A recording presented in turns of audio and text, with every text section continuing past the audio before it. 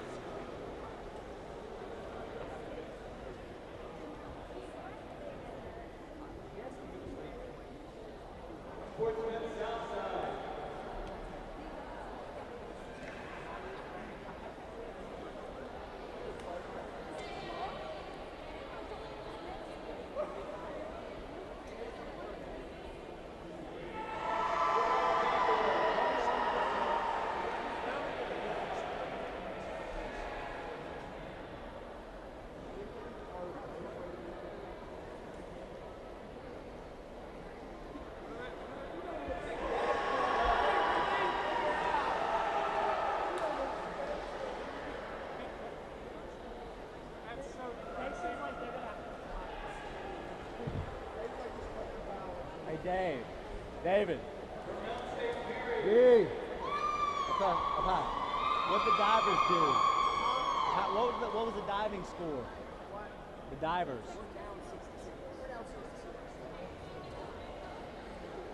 That's why I saw that on Meet Mobile.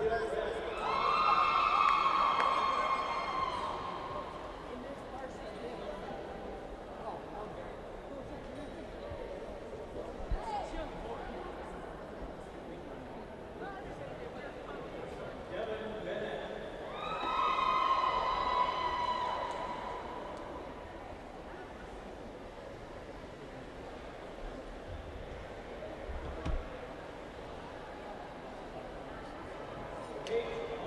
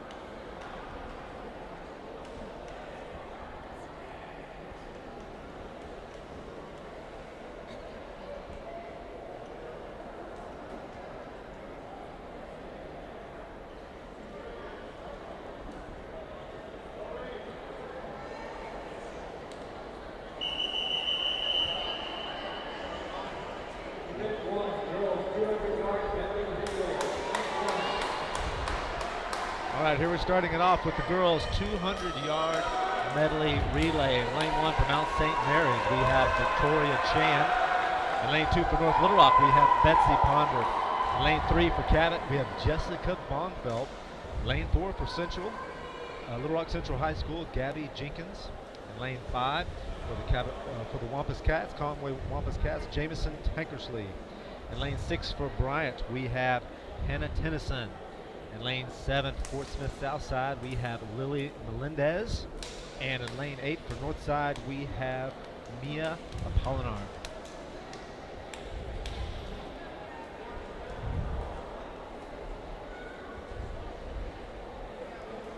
And it looks like, as for most of the day, Coach, I've got Coach Carl here with me. We're going to see a lot of Conway and Little Rock Central going off on the head-to-head here. Yeah, absolutely. Don't count the girls from Cabot out either. They're going to have a strong couple of legs on that leadoff from Jessica Bongfeld and Rachel Montanero. But I really think the relay will come down to Central and Conway's. It's going to be all day long, both on the girls and boys sides. Those teams are going to be battling back and forth.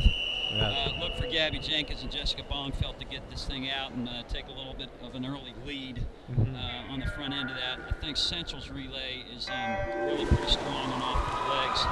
It didn't look like Jenkins got a real good push off there. You can see Bongfeld's got a really strong fly kick out there on the front end of it. She's going to lead into the first wall.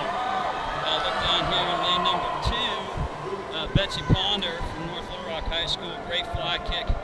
Jenkins just made up some ground off that turn. Looks like she's going to come in and give Central just a little bit of a lead. We got Lindsay Hammond's going to take the next leg from Central High, along with we got Brooklyn Anderson in lane 5 for Conway, and then Rachel Montanero real good press stroke in lane 3. Not sure why lane 5 is that's going to be a DQ. Lane 5, Wampus Cats, their butterfly legs in water. For the medley relays, backstroke, breaststroke, then butterfly, then freestyle. So that's going to be a disqualification, and that's going to really hurt Conway here on the first relay. All Central really needs to do is just kind of keep this thing safe, make sure those starts get into the water off the pickup leg. You don't want to jump the gun on anything. But yeah, not sure why that was. That was a real mental mistake. Second swimmer. Yeah. Who was that? Brooklyn Anderson swam fly. Should have swam breaststroke leg. So yeah, that's going to hurt. Boy. And these relay points are double points, so that's very important. Yeah, absolutely. Better? Oh, there you go. Yeah, now I can really hear it. And finishing up on freestyle. Okay, here we go. It looks like Central's Rachel Zhang's really going to come in. Really nailed that turn. Good push off. Nice breakout. Okay. And then we're going to have, looks like North Little Rock. Oh, sorry, no, that's going to be Cabot. Going to be third on the opening relay. So there's your champion. First event. Central High School. Conway second. And Cabot third. Although Conway's got a DQ. So actually we're going to look at North Little Rock coming in third. All right, way to start it off. A lot of good competition. Coming up next, we have boys 200-yard medley relay. We're going to have Bryant in lane 1 with Samuel Vinson. Lane 2, Catholic High School with Michael Hathaway. Lane 3, Cabot will be swimming Brock Godby. For Conway, lane 4, we'll have Andrew Rogers. Lane 5, we have Nico High Central. Lane 6 for North Little Rock, we'll have Peyton Price. And lane 7 for Southside, we have Luke Zygo. They look for another real battle here between Central and Conway. They're going to go at it all day long. Central still get out to an early lead. They've got Ty Wingfield on the end of this relay here. He'll be headed to Auburn next this fall. So if Nico High can keep them close, this might be down to the wire. But you can see Andrew Rogers out to a big lead there on the front end of it. He's got a real good underwater fly kick into the turn, touches first for Conway High School. Here comes Nico High. Watch the back side of this. He can really get that tempo cranking. Good. Brock Godby out there in lane number 6. We're going to come in kind of close. If Elliot LeBeau can maybe pull up on this leg a little bit for Central, get them into position. David Reynolds may be able to get them a little lead, and believe me, Nathan Bright's going to need a lead if they're going to have a chance at this.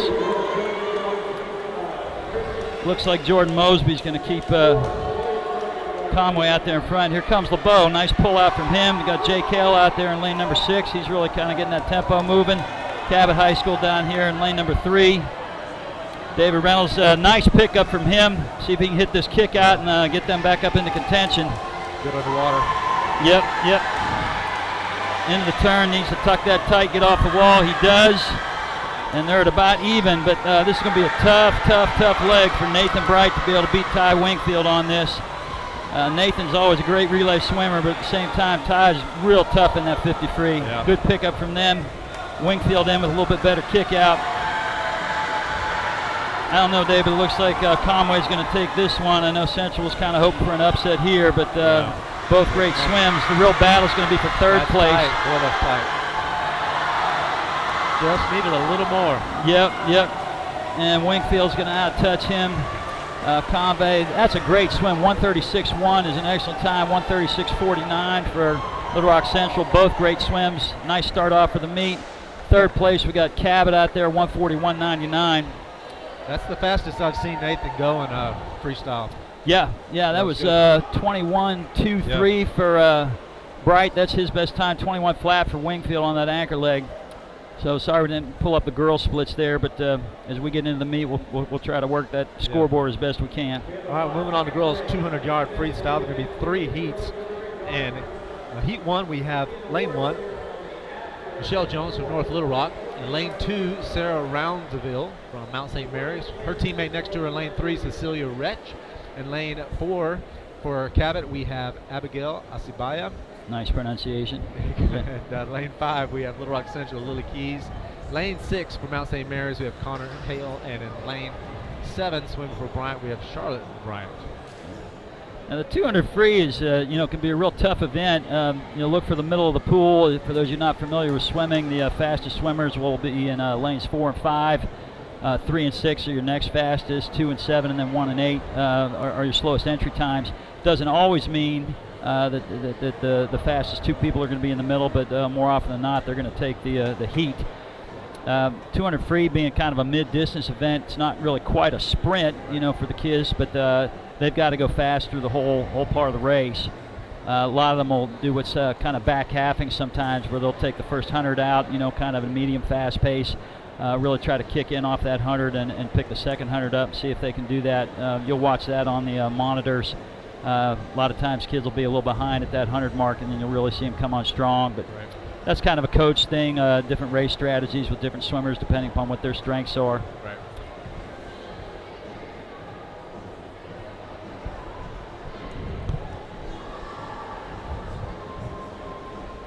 Okay, well here at the, what are we? This is District 6A, or District Central Swimming Championships. I'm Carl All, this is Dave Reynolds. We'll be bringing you the play-by-play. That's right. What have you seen so far, Dave? Those relays are pretty impressive. Yeah, it is. And just say the DQ is unfortunate. Everybody hates that. And as a swim parent, that's the absolute worst thing. Having a DQ. It just melts.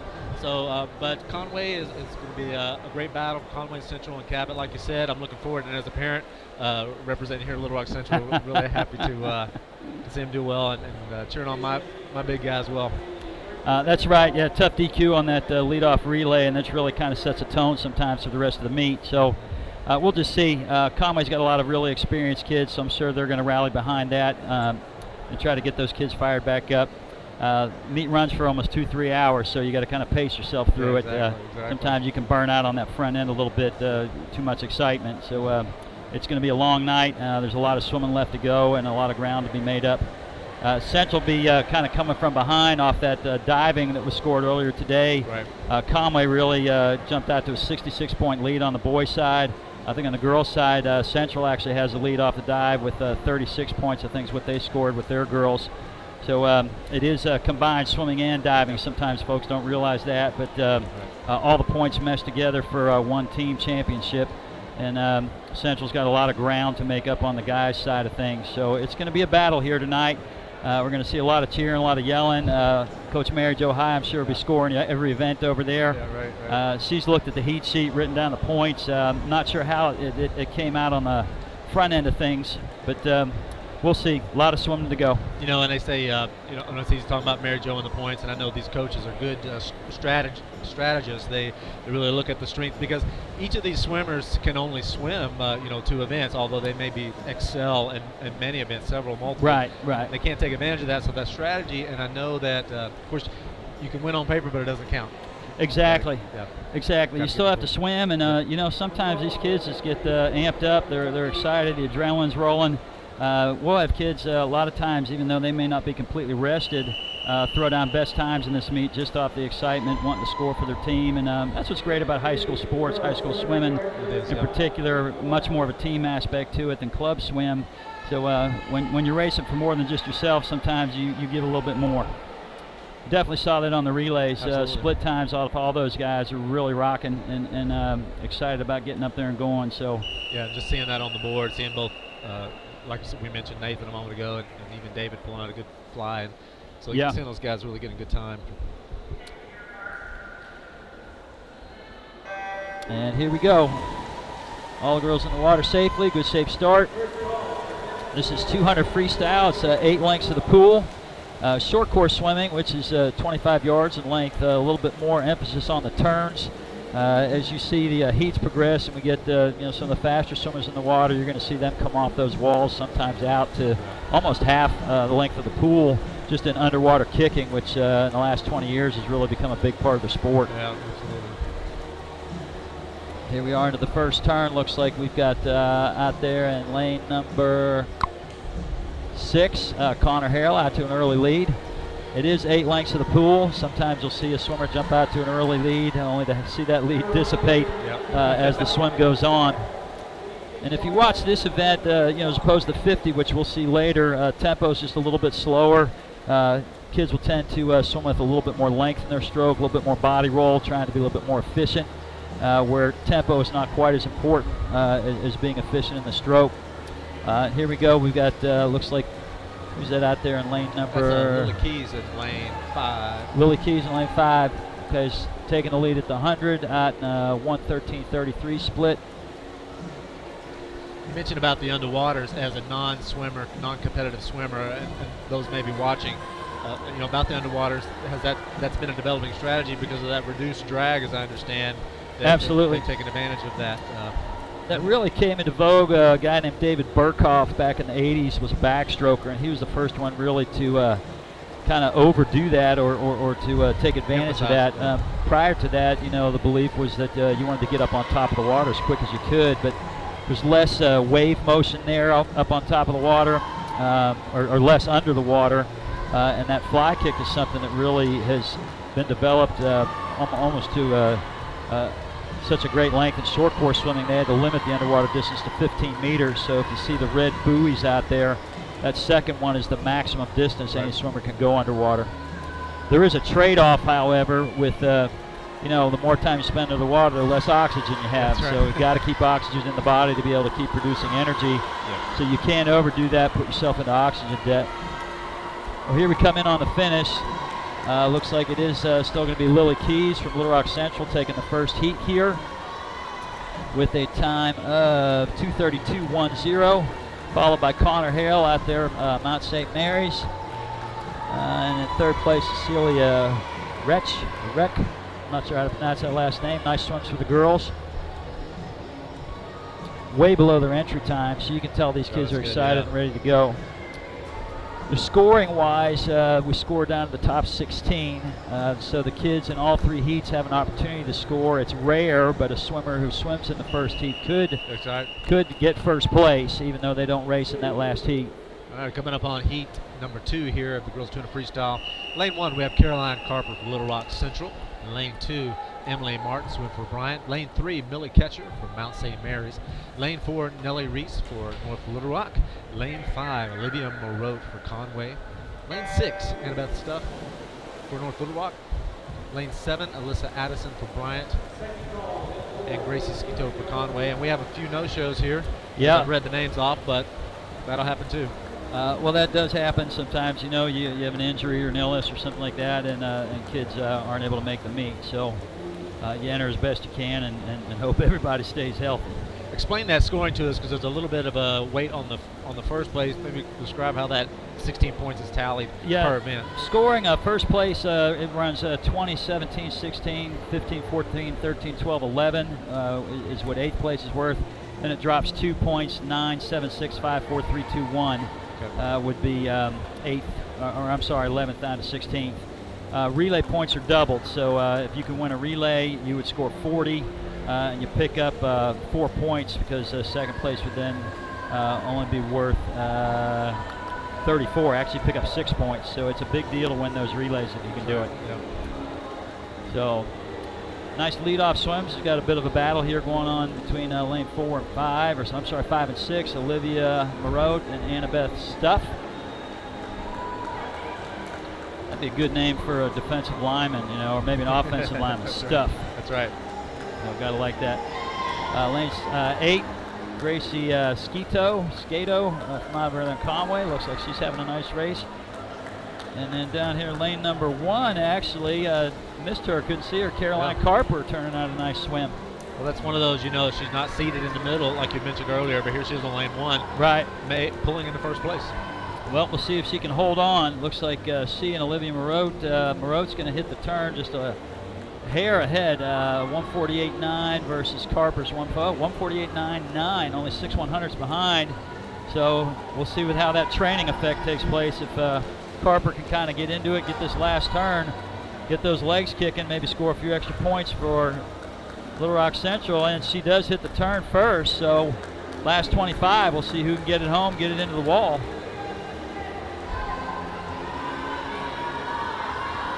Carper's got a kick. Looks like she may get in there. Olivia Moreau.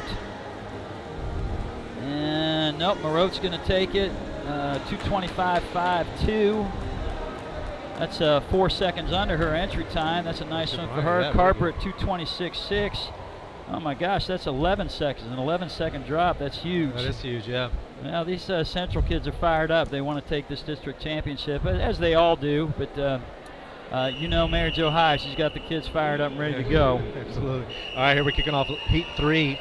We have in lane 1, Michelle Patella for Little Rock Central. Lane 2, Aiden Halliday for Bryant. Lane 3, Sarah Breedlove for Cabot. Lane 4, Ainsley Jenkins, Little Rock Central. Lane 5, Jameson Tankersley from Conway. Lane 6, Jenny De Arujo from Cabot. Lane 7, her teammate Trinity Milby from Cabot. And lane 8, Riley Branch from Conway. And Jenkins already out to an early lead. She trains distance with the Little Rock Dolphins group. Excellent 200, 500 freestyle and miler. Very smooth stroke, good kick behind her. Does a nice job of pressing her head down into those turns, get those feet over quickly. She takes that 26.5. We got Breedlove from Cabot in third. Second place, Jameson Tankersley out there from the Wampus Cats. If Ainsley can keep those splits under 30, she'll have a good.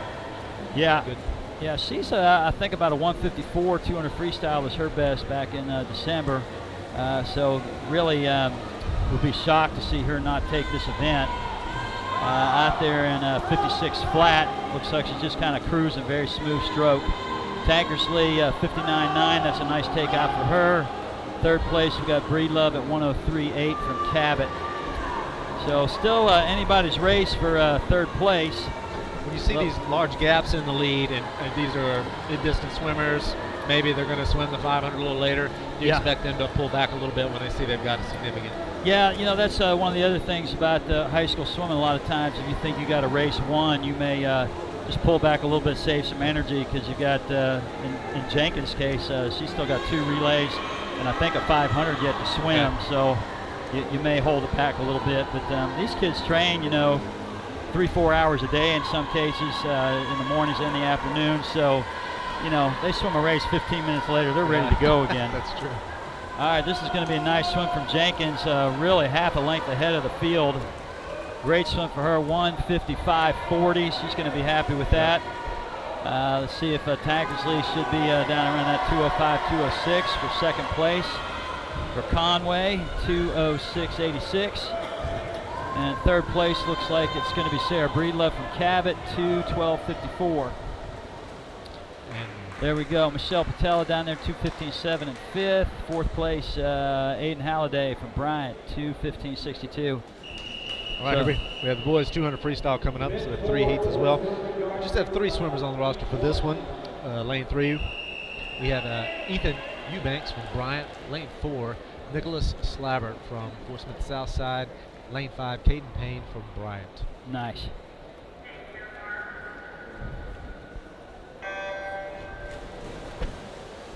And once again, nice safe start from the swimmers in the water. And as we pointed out earlier, you can see versus the medley relay where the 50 freestyles really were cranking that tempo up. These guys are looking with a little bit more length in their stroke.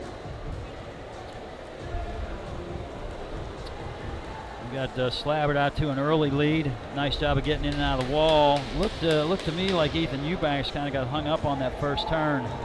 Sometimes when you're in a new facility, new pool, your visual cues are the things that you see versus your home pool when you're practicing. You know, play little tricks on you, and it may not help you know exactly when you need to hit that flip turn.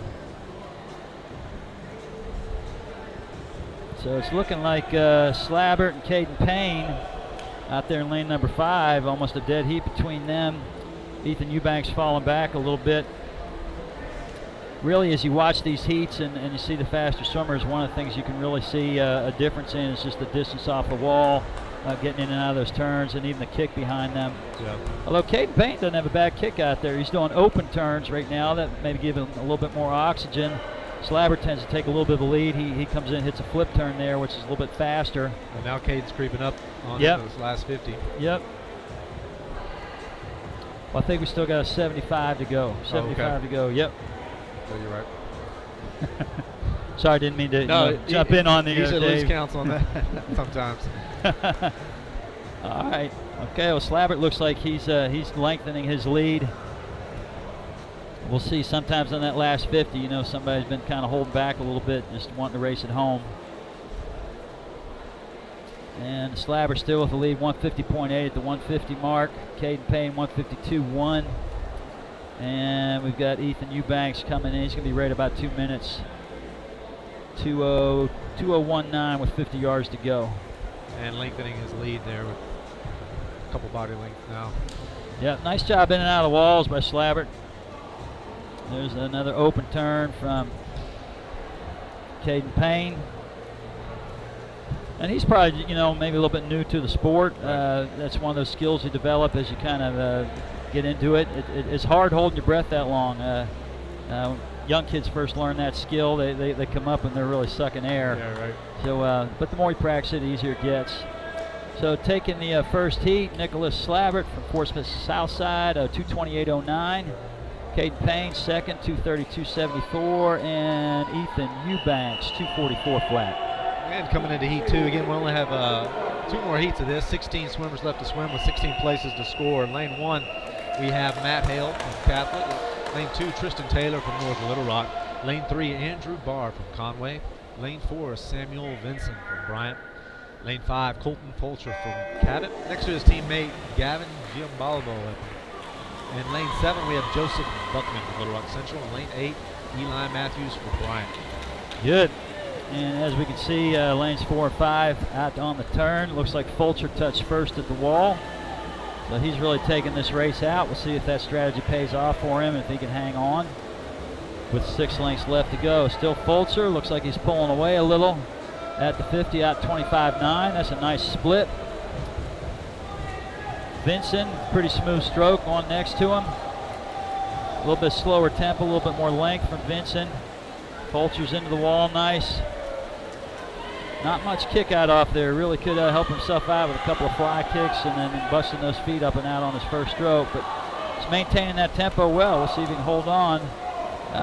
Looks like down in third, we got from the Wampus Cats, Andrew Barr. And we've got Joseph Buckman out there in lane number 7, fourth. Central could use a nice swim from Buckman here if he can pull ahead. That's a 2-point swing for them. Yep. Fulcher with 75 yards to go. Hanging on to that lead. He's maybe taking it out to about a body length now. Still holding tempo. We'll see what his split is down here. Looks like he's going to have a nice swim to round out this second heat. into the wall, 50 split, 29.80, still under 30 seconds. Vincent at 30.7. We'll see if he maybe has a kick to bring it home. Fulcher's looking a little tight. Closing it up a little bit. Yep. Not going to have enough, looks like. A little slow into the wall, maybe feeling a little winded, but it looks like he's going to take this second heat pretty handily. And then we got Andrew Barr in third. It looks like that's going to be good. Joseph Buckman hanging on for fourth. And there is Fulcher, 154.66. Looks like Central Mike squeezed off the fourth in this heat. 4-second drop. Yeah, that'd be good. Really, when you're looking at it, you know, the meet's going to come down to Central and Conway. So anytime a Central swimmer can beat a Conway swimmer, that's more for them. Anytime a Conway swimmer beats a Central swimmer, it can be a 2 to 4 point swing. Those are the little things we got to watch for. And heat number 3, we have bringing up the fastest heat of the heat. Lane 1, we have Matthew Wilson from Conway. Lane 2, Curtis McElroy from Cabot. Lane 3, Duncan Troop from Conway. Lane 4, Jack Force from Little Rock Central. Lane 5, Yusuf Bagat from Little Rock Central. Lane 6, Jeffrey Bloomfield, Conway. Lane 7, Caleb Davis. And Lane 8, Lathan Latame from Little Rock Central. And we got some fast Central swimmers on this one. Yep. Yeah, look for Bagat to get out and really take control of this race from the start.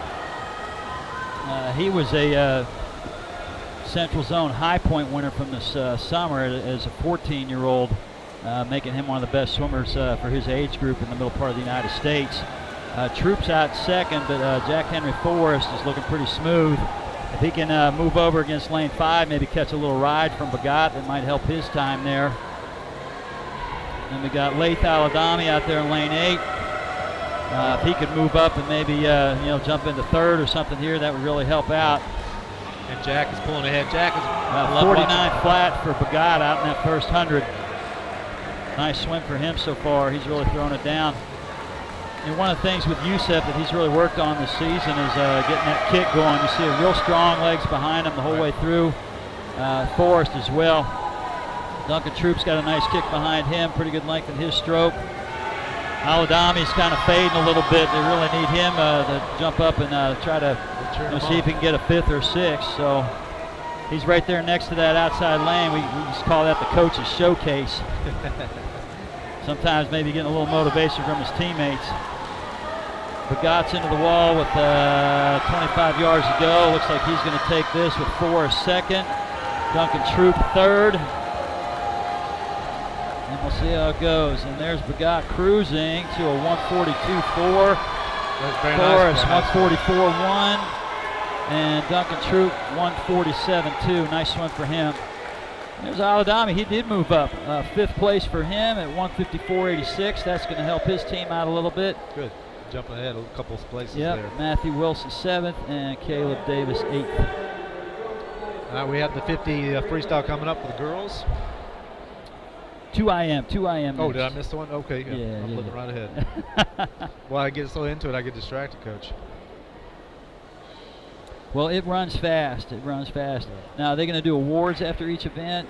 Do you know, Dave? I wasn't here last year. They know they've got the platforms there. They probably will for it the looks relays. like it. I see. So the event prior to the one that just swam. So the relays, I guess, will be awarded now. Yeah.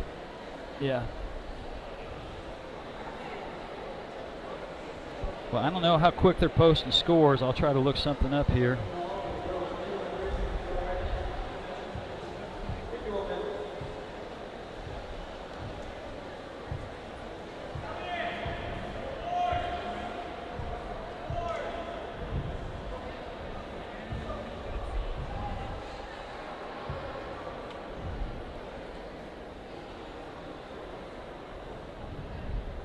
Okay, 6A district meet. They may still just have the dive scores in, but yeah, that's all. Oh no, here we go. With the relay scores up? Yeah, okay, you got Conway High 153, Little Rock Central 88, Cabot 73. So Conway still got a 65 point lead. Little Rock Central picked up 1 point on the girls' side. Little Rock Central 132, Bryant 76, Cabot. 75. So they're really battling out between those two schools, and Conway 57 and 4. For the girls to come out that far ahead, were we anticipating that big of a gap, Coach? Did we know the? I don't know. I'm surprised. Bryant had some divers. I think that's helped them out at the start of the meet. This really is probably at this point a three-way meet on the girls' sides. Little Rock, Cabot, and Conway. If I remember correctly, Cabot won last year's district meet. They did graduate a few kids, had a couple move-outs. There's Jessica Baumfeld just getting up there. Their leadoff swimmer on the medley relay. Now off that 200 free with Central going 1-2, their boys should pick up some points there. Duncan Troop was third, but we'll see that gap narrow a little bit. And no surprises with that, as that's how they were seeded, but the little ones that we can easily, like we talked about Lath and even before that, and some of the other schools too, anytime you see them jump that seed, it's yeah, that can be a real big swing. And the other thing too, I know a lot of times there's a lot of focus on that last heat, who's first, who's second, but with the meet score down to 16th, there's a lot of points to be had. Absolutely. In that 9th through 16th spot, and you can throw some swimmers up in there that move up a few places, and that can really make a big difference. Nice job on the girls. Little Rock Central first, district champions, 200 medley relay. Cabot second, and looks like North Little Rock third with Conway DQ'd. Again, hate to see that for those girls, but sometimes the nerves get you, and even a more experienced swimmer can jump up there, think that their relay leg's up. Right, so yeah, that's tough. That's tough.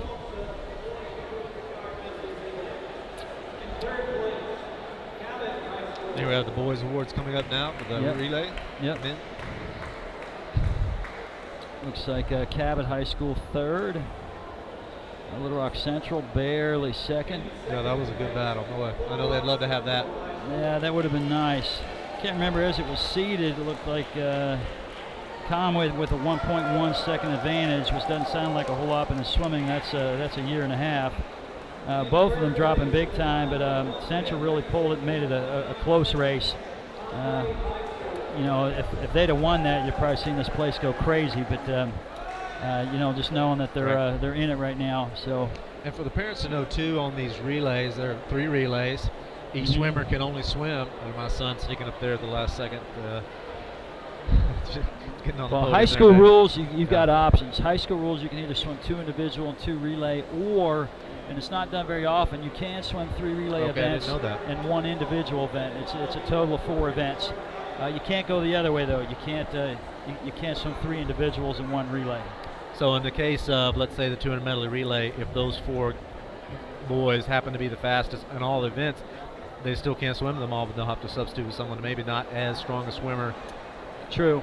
And it looks to me like, understandably, Conway loaded that medley relay. That's probably their best 4 kids up there. Sometimes, if the gap's big enough, you can maybe sneak your second butterfly or your second breaststroker in there, just to kind of save another swimmer for 200 free relay or 400 free relay. But it looks like both schools really had their best 4 up there, gunning for that one, trying to see if they could jump out to an early lead on the swimming end of things. Again, that 66-point lead off the dive is real tough to make up. Sure. But it was the same story last year, and I think it did come down to that last relay. So a lot of swimming left to go. And as we saw earlier, you never know when the DQs happen. You never want that, of course. No. And but it's you get out there, you swim, you compete, and then surprises and disappointments are part of the package. You bet. Unfortunately, a lot of time a DQ will usually come from a false start. Sometimes that relay exchange, the incoming swimmer will slow down a little bit. Swimmer up on the blocks, anticipating when they're going to touch, and they just go because they really shouldn't be looking to see the touch. They should be already moving, and lots of things can happen. And with all the excitement and energy, getting that flinch on the block is something that has, these kids are excited, and I've seen that with my own, of course, and had to been disappointed as a dad. They'll flinch right before the starter goes off. Sometimes they get down there, they're holding them down there, kind of waiting to make sure everybody's set, and those muscles just ready to roll, and they flinch off that start a little bit. So we got the 200 medley coming up. That's different than the medley relay. It's 2 lengths fly to start off, 50 back, a 50 breast, and a 50 freestyle. This is one where you'll see a lot of lead changes because a lot of times, you get somebody strong on the front half, but it's a real good breaststroker, and in the middle part of that race, on that third leg, they'll really move on that last part of it. What I noticed, Coach, maybe you can comment on this, that you'll see a lot of the ones that'll win these events will not come out strong in the first, because I often see the breaststrokers having an advantage in this. Yeah, really with it being third, if it were swum differently and the breaststroke was the first leg, sometimes, off that dive, you can use that pull out where you don't have to swim as many strokes to kind of make up the difference on that. But I say in most cases the breaststrokers have an advantage. Occasionally you get a real good backstroker, but you've got to have at least one of those two middle legs to be successful in the event. You also have to have some endurance because you get to that last 50 and you're a little winded having swum 3 different strokes already. So training is a factor on that. Here we're starting off with heat 1 of 3 for the girls 200 IM. Looks like we have 4 swimmers in this event. We'll start with Tyra Walker. She's in lane 3 for Mount St. Mary. 3 Little Rock Central ladies right next to each other. Lane 4, Gabriella Light. Lane 5, Olivia Garrett. Lane 6, Lily Masco.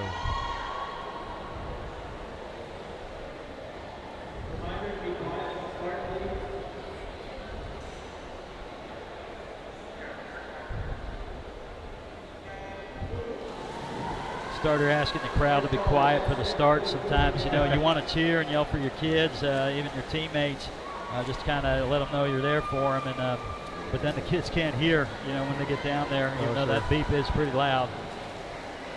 It looks like Gabriella had to a little lead off that butterfly leg in and out of the turn. Nice, good kick out for her. Way to use that underwater. And we're really pretty tight on the other 3 swimmers, Tyra Walker, Olivia Garrett, Lily Masco. Look like they're all going to come in pretty even off that first 50. We'll see if Gabrielle can hold on to this.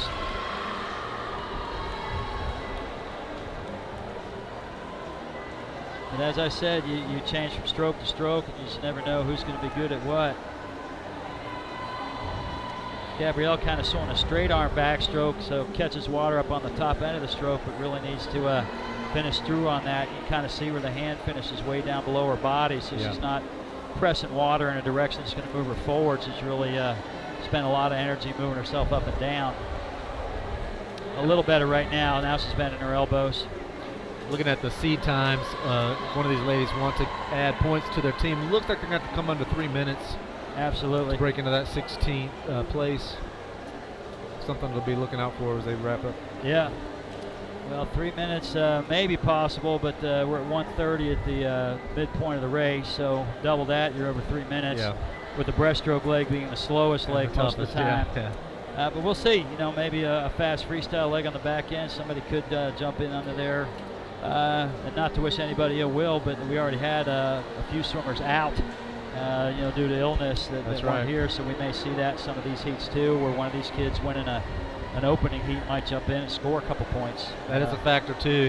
We were talking about that as a parent, that they closed the Rock School District for a couple days this week because of the flu, and that's a big concern coming into a big event like this, sporting event. A lot of kids, a lot of sneezing, sniffling, coughing all over each other, but hopefully everybody's all right. Cabot, I think, was closed last week on Thursday and Friday, trying just to keep everybody home, get them healthy. So there's Gabrielle Light. She's really led from wire to wire on this. 2:23.9. She'd need to come home in 36 flat to get under that 3-minute mark. Hard to do when you're tired. It is. The nice thing about the IM changing strokes every 50 is that you kind of got different muscles doing different things, and so sometimes that fatigue factor isn't as great as when you got the repetition of a 200 free or 500 free, where it's the same motion all the way through the race. So here we go. Gabrielle looks like she's going to turn in a first place finish here in Heat 1. We got her teammates, Olivia and Lily, battling out for 2-3, and Tyra Walker from Mount St. Mary's. Nice kick from her on the way home. Oh, time didn't come up. Looked to me like it was somewhere about 3:04. A good drop from her seed of 3:16. Yeah. Second place, okay, we're having a little bit of trouble with our pads, 3:17.6. They'll correct that. All those pads do have a backup button. Huh? I'm not 50 back. Not bad. Start. Andrew got you on the start. All right, so we have heat 2 now in the water for the girls 200 IM. In lane 1, we have Anya Hartman. We have lane 2, no show. Lane 3, we jump to Leah East for Conway. Lane 4, Shelby Stanley for North Little Rock. Lane 5, Simone Dinspire for Bryant. And lane 6, Lindsay Garrettson for Fort Smith Southside. Lane 7, Zoe Russell for Conway. Lane 8, Ayana Palomalo for Cabot. Shelby Stanley out to an early lead. Real nice underwater fly kicks from her, both on her butterfly and backstroke legs. I think I got, there we go. I don't know why I want to keep turning my mic. There it is. There it is. Thank you. Yeah, strong backstroke for Shelby coming out of the wall. Yep. Commanding lead for this heat. And we got Simone Dinspire in second right now. Coming off the backstroke. Stanley in, touches the wall. Nice tuck on that turn, good pull out. Here she comes. Breaststroke probably her weakest part of her IM. She's really been working on it. Does get her head down nicely on that. Really kind of rides that kick a little bit. That's what you want to do in the breaststroke. It's really a leg-driven stroke as opposed to the other two, which are kind of more upper body emphasis. So those swimmers with those big quads that can really snap those feet around, really shoot themselves forward. Looks like she's going to need to get under 2.5 minutes if she wants to break into that top 8 as far as the seating goes. But she got a good lead, so she can hang on to it. Yeah, very capable. Now she's going to have to come back in just a little under 40 seconds, which I think she's very capable of. 45.6 split on the breaststroke. Really kind of leading the field out. You know, some of these swimmers, you know, depending upon what they did earlier in the year, their seed time isn't really reflective of what they're capable of. Right.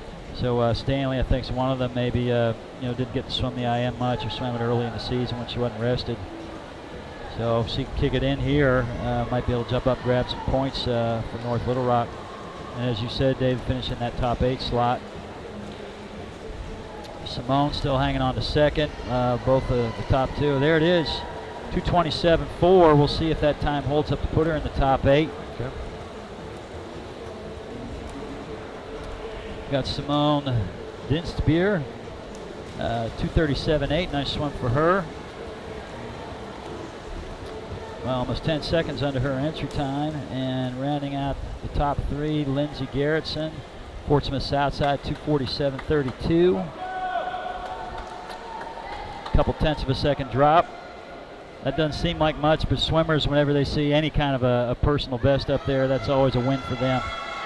Of course, having a no-show on that last one, that just opened up another spot for that first heat to sneak into that. So there you go. Points. All right, heat 303. This is the fastest heat with girls 200 IM. In lane 1, we have Heidi Marsh, Portsmouth Southside. Lane 2, Alexa Coughlin for Little Rock Central. Lane 3, Rachel Montanaro for Cabot. Her teammate Jessica Bongfeld's in lane 4, swimming for Cabot. Lane 5, Brooklyn Anderson for Conway. Lane 6, Betsy Ponder for North Little Rock. Lane 7, Hannah Yang for Conway. And lane 8, Victoria Chan for Mount St. Mary's. What do you see from Jessica coming out here? Well, look for Jessica to jump out, you know, on the front here in this fly leg. Brooklyn Anderson there in lane number 5 is a real strong backstroker and breaststroker. Betsy Ponder, nice fly kick, good butterfly leg for her. So I'd say, you know, those 3 are probably going to lead most of the way. Alexa Coughlin in lane number 2 is a real good breaststroker, so she's again one of those ones you kind of see on the back half of the race will do something. Then we got Bongfeld's got nice length in her stroke, but Brooklyn's really got into that wall nice. Bongfeld kind of hesitated, lifted her head before going into that turn. Ponder, nice fly kick off the wall. Sometimes though on that IM you're a little winded, and even though you have that good fly kick and want to use it, you just don't have the breath control to be able to hold that. Right. Nice flip turn into that back breast turn from Brooklyn Anderson. Now look for Bongfeld here. Bongfeld's just off junior national cut in the 100 breaststroke. Looks like she's making a move, and she is. Big pull, big kick from her. She's going to come into the wall first, just a little ahead of Brooklyn Anderson. There we got her teammate Rachel Montanaro has moved into 3rd place. She's a breaststroker also. Got Betsy Ponder out there in lane number 6, holding on to 4th place with Alexa Coughlin moving up. Bongfeld's opened up a nice lead. She's going to have about a second lead coming in this last 50 day. We'll see if she can hold on. 36-9 versus Brooklyn Anderson's 39-6. You know, that's just training there. And I don't think Brooklyn's going to be able to catch her. Jessica needs to get into this turn. You know, Jessica's almost 6 feet tall. Doesn't look like she's really going that fast. That's a long body length. That's a long body length, long stroke. Here we go, Rachel Montanaro looking like she's going to come in third. And then we got Betsy Ponder out there in lane 6 holding on to fourth. But it's going to be Jessica Bongfeld, your district champ at the 200 IM. 2:09.43, real nice swim. 31.9 coming home. Anderson at 32.1, 2:11.48, both under the seed times. And we've got Rachel Montanaro just out touching Betsy Ponder, 2:19 flat, 2:20.1. All right.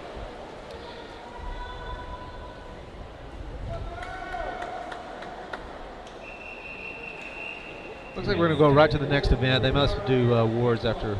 I think we're going to, yeah, maybe 2 events and then awards, 2 events and awards. So here's the boys 200 IM. 200. Right yep, right here. Okay, 3 swimmers in this heat on the board there. Lane 3, we have Chapman Redham from Bryant. Lane 4, Andrew Rowe from Cabot. And lane 5, Ian Archer from Bryant. Nice start from the Cabot swimmer there, Andrew Rowe. See one of our seniors? Looks like it. Yep, senior. 2 seniors in there with a freshman. Big difference between a freshman boy and a senior boy physically, but swimming is one of those sports where it's not all about size and strength. Sometimes a good technique and a good kick will get you really far. Hours in the pool. Yep, and it looks like Ian Archer may do just that. He's right up there with the seniors, ahead of Chapman Redham. Nice tempo on the backstrokers here. And this is one of those, you know, you watch the great backstrokers, Olympic speed coming up this summer, you really see very little head motion from them. That head stays in kind of a real neutral position, ears kind of back in the water, want to have the body nice and flat. It just kind of helps straighten you out. Shortest distance between 2 points is a straight line. The more head movement you have, the more wiggle you have, the further you're going to swim. So Rose moved out to about a body length lead here, up. Kind of overstroked it there coming in the wall, ended up with his hand up there on the side of the pool. But sometimes that stroke count off the flags will be a little bit off for you. Nice finish there from Chapman. Looks like the time to beat for his 240 to break into that top 16. But we'll 240, see. okay. All right, in the 240 range, 240, 244. So we'll see how they do if they can get some points for their team here. Yeah, the rate things have been going, you know, judging from all these things, most of the kids are finishing faster than their seed time, so sometimes even look at that ahead of time, what you think might get you into that scoring range really won't, because everybody else is going faster too.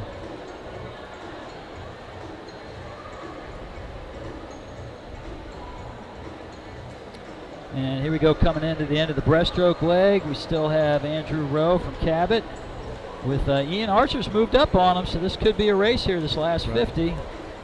And again, as we saw from the girls event, sometimes out of that first heat, you may jump up there and get a 15th or 16th place. With all the events there are in swimming, a point here and a point there is the difference in the meet a lot of times. Absolutely. So another nice thing about this, you know, everybody really has a chance to contribute to the team effort on things. Right. Even if you're not in one of those top 2 heats, jumping up there, grab a few points for your team. This is going to be close, but I think looks like Andrew Rowe's going to hold on. 244.9. We'll see if that might get him into the top 16. And it looks like we may have a no-show in this next heat too, so that could very well get him right there. You go.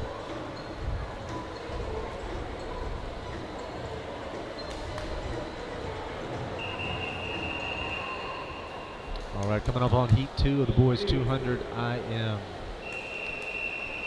In lane 1, we have Carter Miller swimming for Bryant. Lane 2, Wyatt Held for Conway. His teammate Sam Kaplan from Conway's in lane 3.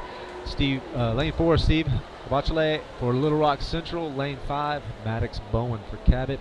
Lane 6, Braden Ashley for Little Rock Catholic. And lane 7, John Peters for Bryant. It looks like we have lane 6's no-show. So we got 2 spots out of there. 2 of those swimmers in that first heat going to score some points for the teams. A little confusion on the start. Look for lanes 4 and 5 to battle it out on this one. Steve Abicali, pretty good butterflyer there from Little Rock Central. In lane number 4, pretty even at the wall. He and Maddox Bowen from up there in Cabot. Abicali with a little bit better kick out. Expect to see a good brush stroke from Maddox to make it pretty tight there coming into that third. Exactly. We'll see. Abicali first to the wall, 27.2, only a tenth of a second. So these guys are really going to have to battle it out. Looks like Abicali's backstroke may help him out a little bit. He's got to tilt that head back just a little bit more. He's kind of riding the water a little high. Dead even on the turn. Yep. Well, kick out's going to make a difference. And battling for third down here, we got a race between Wyatt Held and Sam Kaplan. A couple teammates. Yep. Okay, looks like Bowen touches the wall first off the backstroke leg. Both of them out under a minute. That's pretty good. 59.8 versus 59.92. Looks like these guys are going to battle through the race. Bowen's breaststroke looks like a little bit stronger than Abicali. He's really driving that head down nicely. Into the wall. He's opened up about a half a body length lead.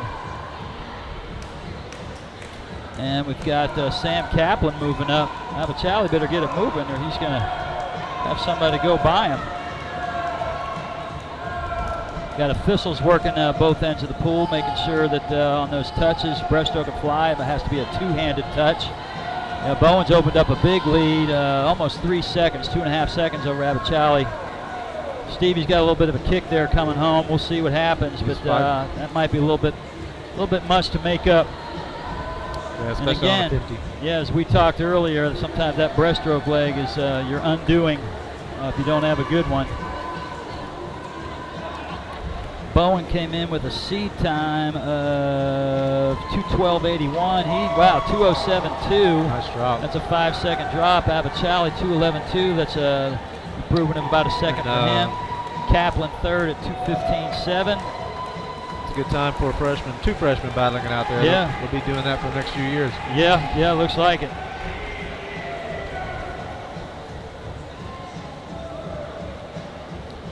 And rounding out the field, 4th place Wyatt Held. 5th looks like it's going to go to John Peters, and 6th to Carter Miller from Bryant. And at 2:44, can't remember off that first swing. Did we have anybody go faster than that in that first heat? Remember, Dave? Not sure there. Heat number 3, we have heat coming up here, the fastest heat of the boys. Lane 1, Matthew Lee for Little Rock Central. Lane 2, Cole McCollum for Little Rock Central. Lane 3, Philip Stanley for North Little Rock. Lane 4, Ethan Marotte for Conway. Lane 5, Nathan Bright for Little Rock Central. We've got an empty lane, another spot to be a game. Yep. Lane 7, we have Brock Godby for Cabot. And lane 8, Nyden Hill. And we have in lane 5, future Utah swimmer there, Nathan Bright. What do you look for in this race? Well, Bright's not strong on the front end. Really, backstroke leg is his weakest. Both he and Marotte are real good breaststrokers. Philip Stanley's kind of in the same boat, so look for those 3 to kind of just mirror each other throughout most of this race. Bright's got a little bit more tempo on that backstroke.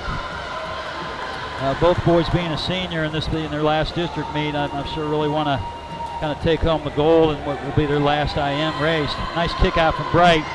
Tight. Looks like he may want this better than anybody. And there's Godby, real good backstroker out there in lane number 7.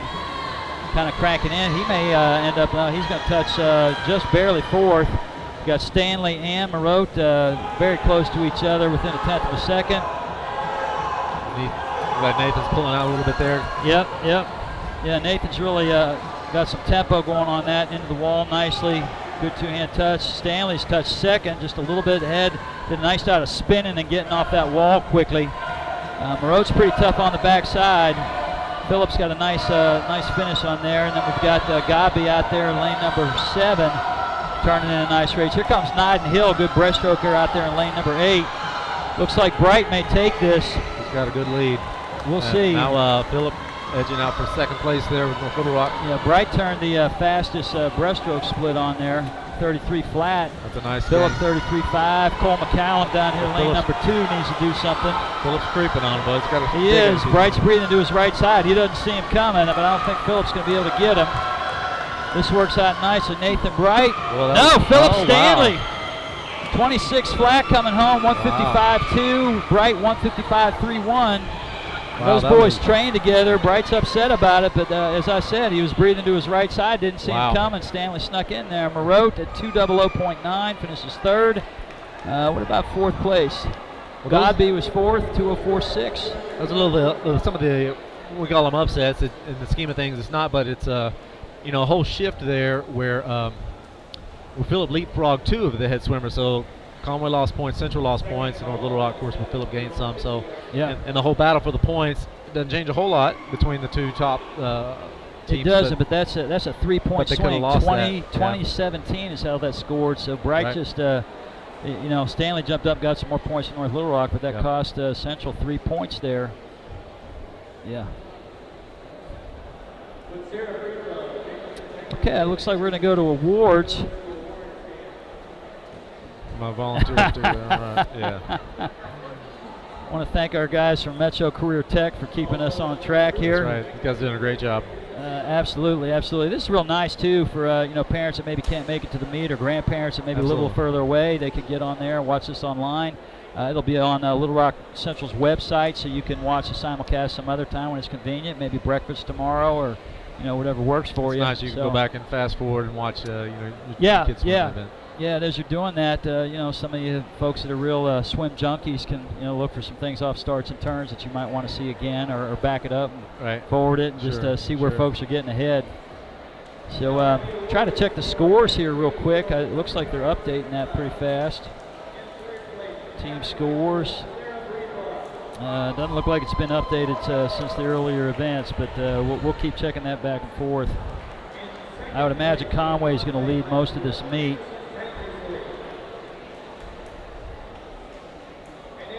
Moreau was the top seed in that, actually went a little bit slower than his seed time. Both Bright and Stanley way under their times.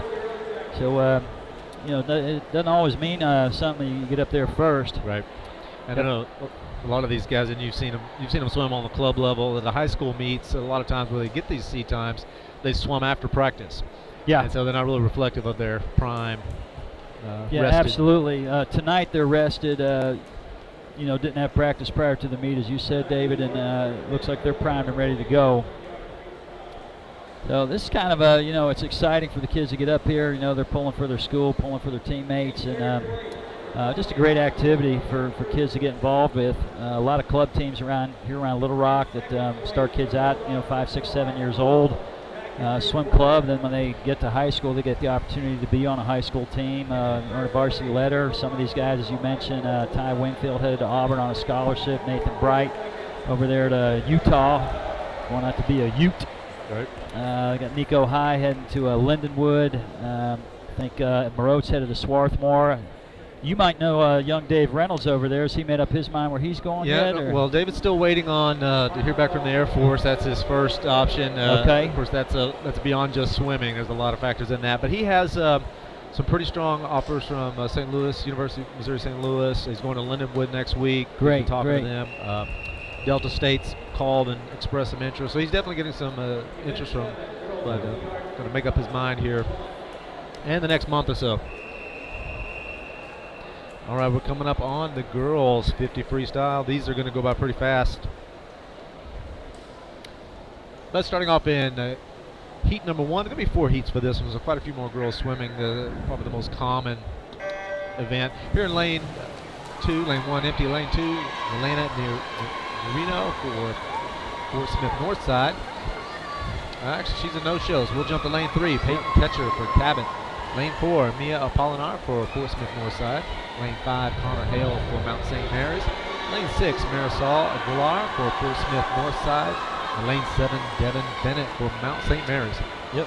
Just 2 lengths to the pool. A lot of times, some of the better swimmers will try to hit this event. They don't breathe a whole lot. You'll see them go down, maybe 1 breath, maybe 2 breaths total. So, nice job.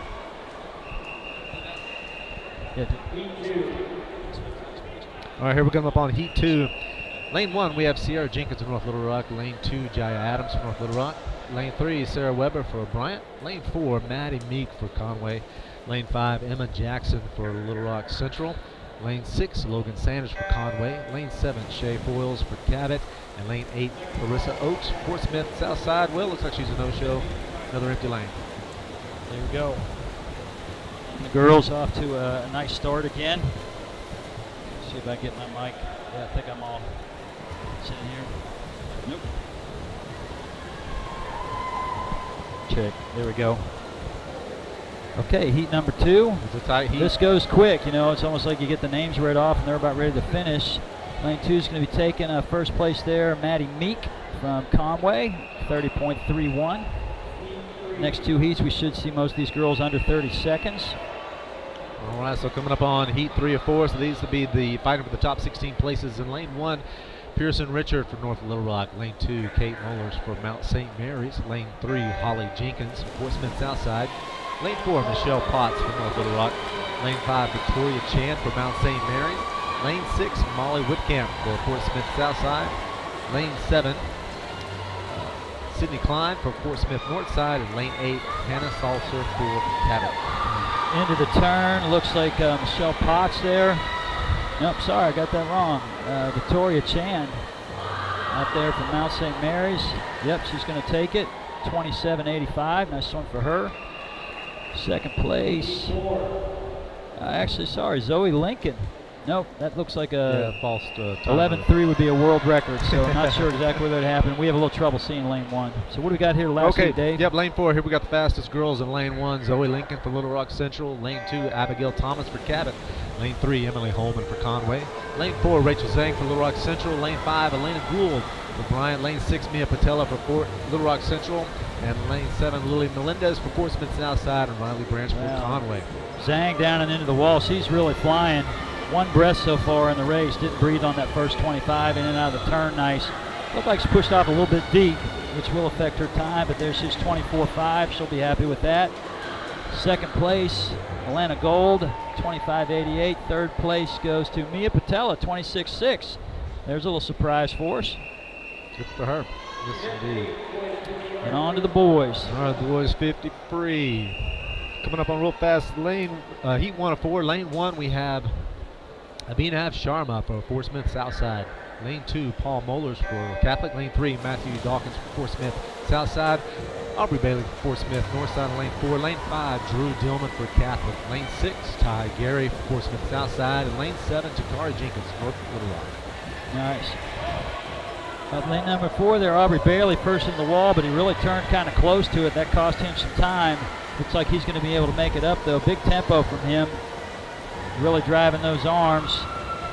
Nice job of not breathing from the flags into the wall. 27.5. That's actually Aubrey Bailey, Fort Smith Northside, takes the first heat. All right, heat 2 of 4. Lane 1, we have Hudson Cameron for North Little Rock. Lane 2, Seth Prunty for Cabot. Lane 3, Bentley Soltaire for Fort Smith Southside. Luke Ziegler also from Fort Smith Southside. And lane 5, Raquav Brumfield for Bryant. Lane 6, Luke Wilkins for North Little Rock. Lane 7, Adam Ferguson for Fort Smith Northside. And his teammate Ben Marr right next, lane 8. Nice job. Lane number 4, Luke Ziegler out to an early lead, Fort Smith Southside. Down here, Cabot. Who is that? Seth Prunty. Seth Prunty. This could be anybody's race. Looks like some outside smoke out there from Ben Maurer in lane number 8. I think he's going to take it. It is. That's a big upset. 24.93, nice swim for Ben. Don't see that too often, but as we said, sometimes somebody's out there just kind of hiding all year and get up and light one up. All right, here we're coming on heat 3. Lane 1, Ashton Bailey, Fort Smith South Northside. Lane 2, Peyton Price for North Little Rock. Lane 3, Jalen Dinscrier for Bryant. Lane 4, Joel Chung for Little Rock Central. Lane 5, Logan Wilson for Little Rock Central. Lane 6, Caleb Davis for Cabot. Lane 7, Thomas Farrell for Fort Smith Northside. And lane 8, Nick Bromley for Catholic. These are the boys fighting for the points in the second to last heat. Yeah, Central needs to do something here because coming up the next heat, the Wampus Cats have 4 guys in that top heat. So they are really good on those 50 freestyles. My son, as well as Ty, are going to be the lone Central swimmers in that group. Let's go, Logan Wilson. Woo, nice swim for him, 22.56. Joel Chong, 22.80. Those times could sneak into the top 8. That's a really nice good time. swims for both guys, 23 flat for Peyton Price for coming in 3rd. Love to see those double deuces. All right, this is the fast heat, heat 4. We have Christopher Sy in lane 1 for Little Rock Central. Lane 2, Gavin Teague for Conway. Lane 3, Jordan Mosby for Conway. Lane 4, Ty Wingfield for Conway. Lane 5, David Reynolds for Little Rock Central. Lane 6, Gavin Blaylock for Conway. Lane 7, Blaine Godby for Cabot. And his teammate Thomas McDonald in lane 8. I know Wingfield out to an early lead. Nice kick out for him. Reynolds really has a nice long stroke going. Breath coming into the wall. Down here, lane number 2. Look out for Gavin Teagues. Looking pretty good. Oh, Reynolds off the turn. This could be a big upset here. I would love to see that. He would too. I think he's going to get him, David. I think he is. That's going to ignite that crowd. Woo! And it goes 20.90. All right, that's my boy. Sorry, that's a little home cooking here for the announcers, but right. when your dad's up here in the booth, you got to kind of do something to help your son out. When your son gets the best time, well, and Junior Nat's not quite, but that's getting close. I know That he's is encouraged by awful that. close, so that's going to help him with his college recruiting. Absolutely. I didn't see third place on that one. Went to lane number 3. Who was that? That's a good time points flip too. I know David's never beaten Ty. Yeah. That's always kind of been there. Yeah, he'll be chasing each excited other. about that. Lane number 3 was Jordan Mosby, 4th place. Also went to his teammates. So the Wampus guys scored a lot of points there, but that again, that's a big upset, 20-17. That's a 6-point swing for Little Rock Central. So making up a little bit for that loss from Nathan Bright, which is a tough one to Philip Stanley.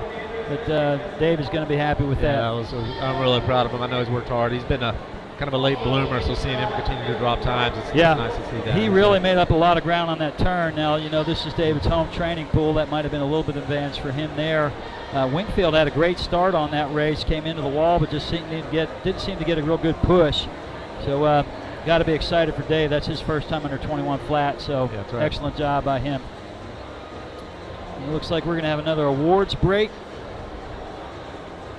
See if we can get some scores updates. Okay, looks like Dave's going to take a break as well.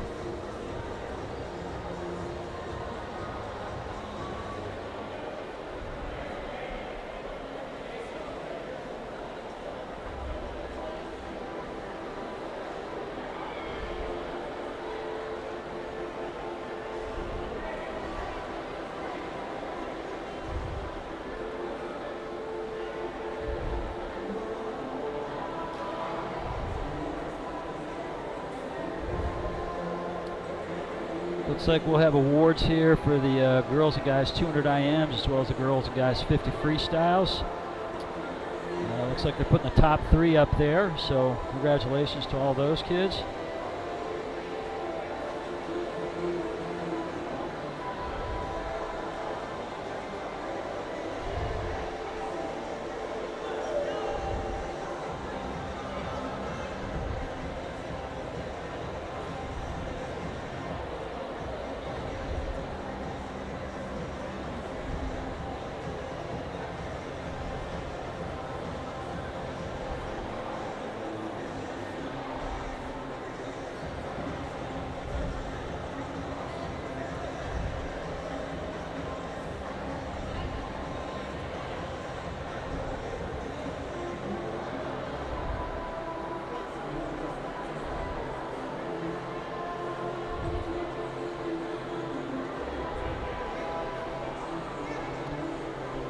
Again, checking Meet Mobile for a scoring update. Not sure, they do have one. This is probably not including the last 4 events. Looks like Conway, 55 points still up over Little Rock Central on the boys' side, so they haven't gained any ground there, and they're going to lose some ground actually in that 50 freestyle. On the girls' side, Little Rock Central's got a 58-point lead over Cabot High School in second, Conway in third at 113. I don't think those scores include the 50 free and 200 IM. That's probably the relay, the 200 freestyles. But we will see. We'll try to keep you updated on those as they come in. But Conway still with a commanding lead on the guys' side. Cabot third with 104 points.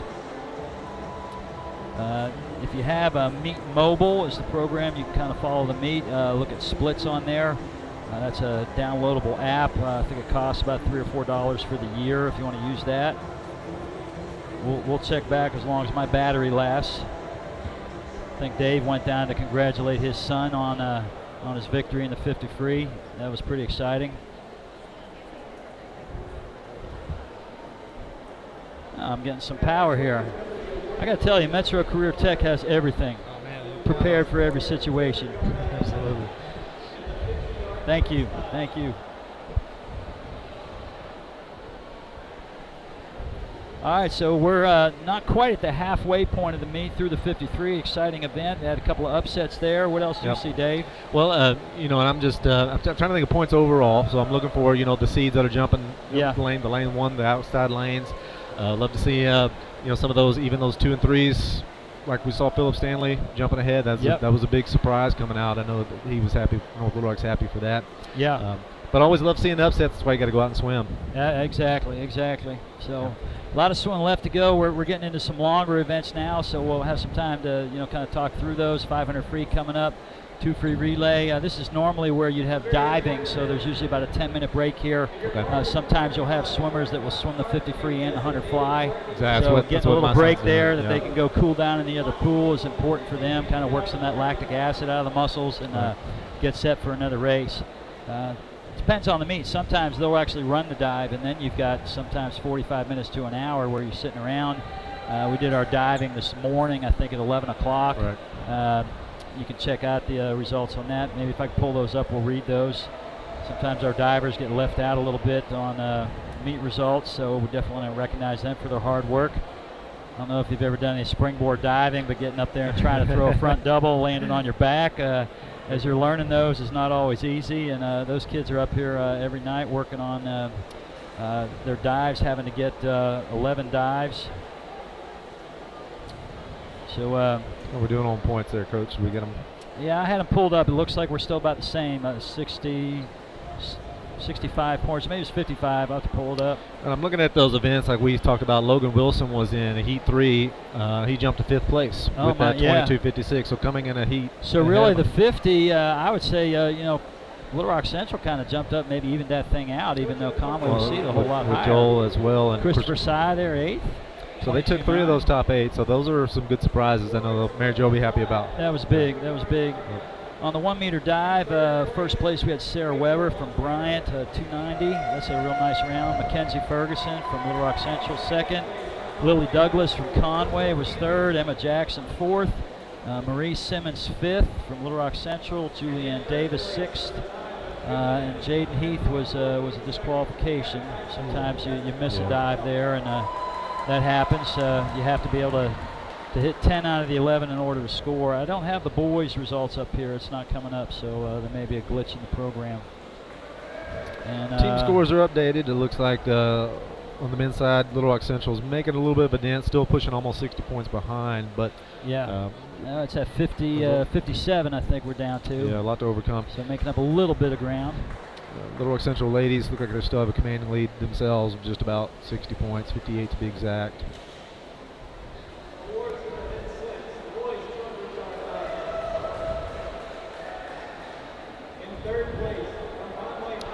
Doing the award ceremony right now. Look at the this is from the 200 IM. This was that upset Philip Stanley, who's a junior this year, coming in first, coming from behind on that. Philip did the color commentary with me last time we had the recording. He was recovering from mono and was couldn't swim. Nope. Yeah, nice of him to still contribute there. He did.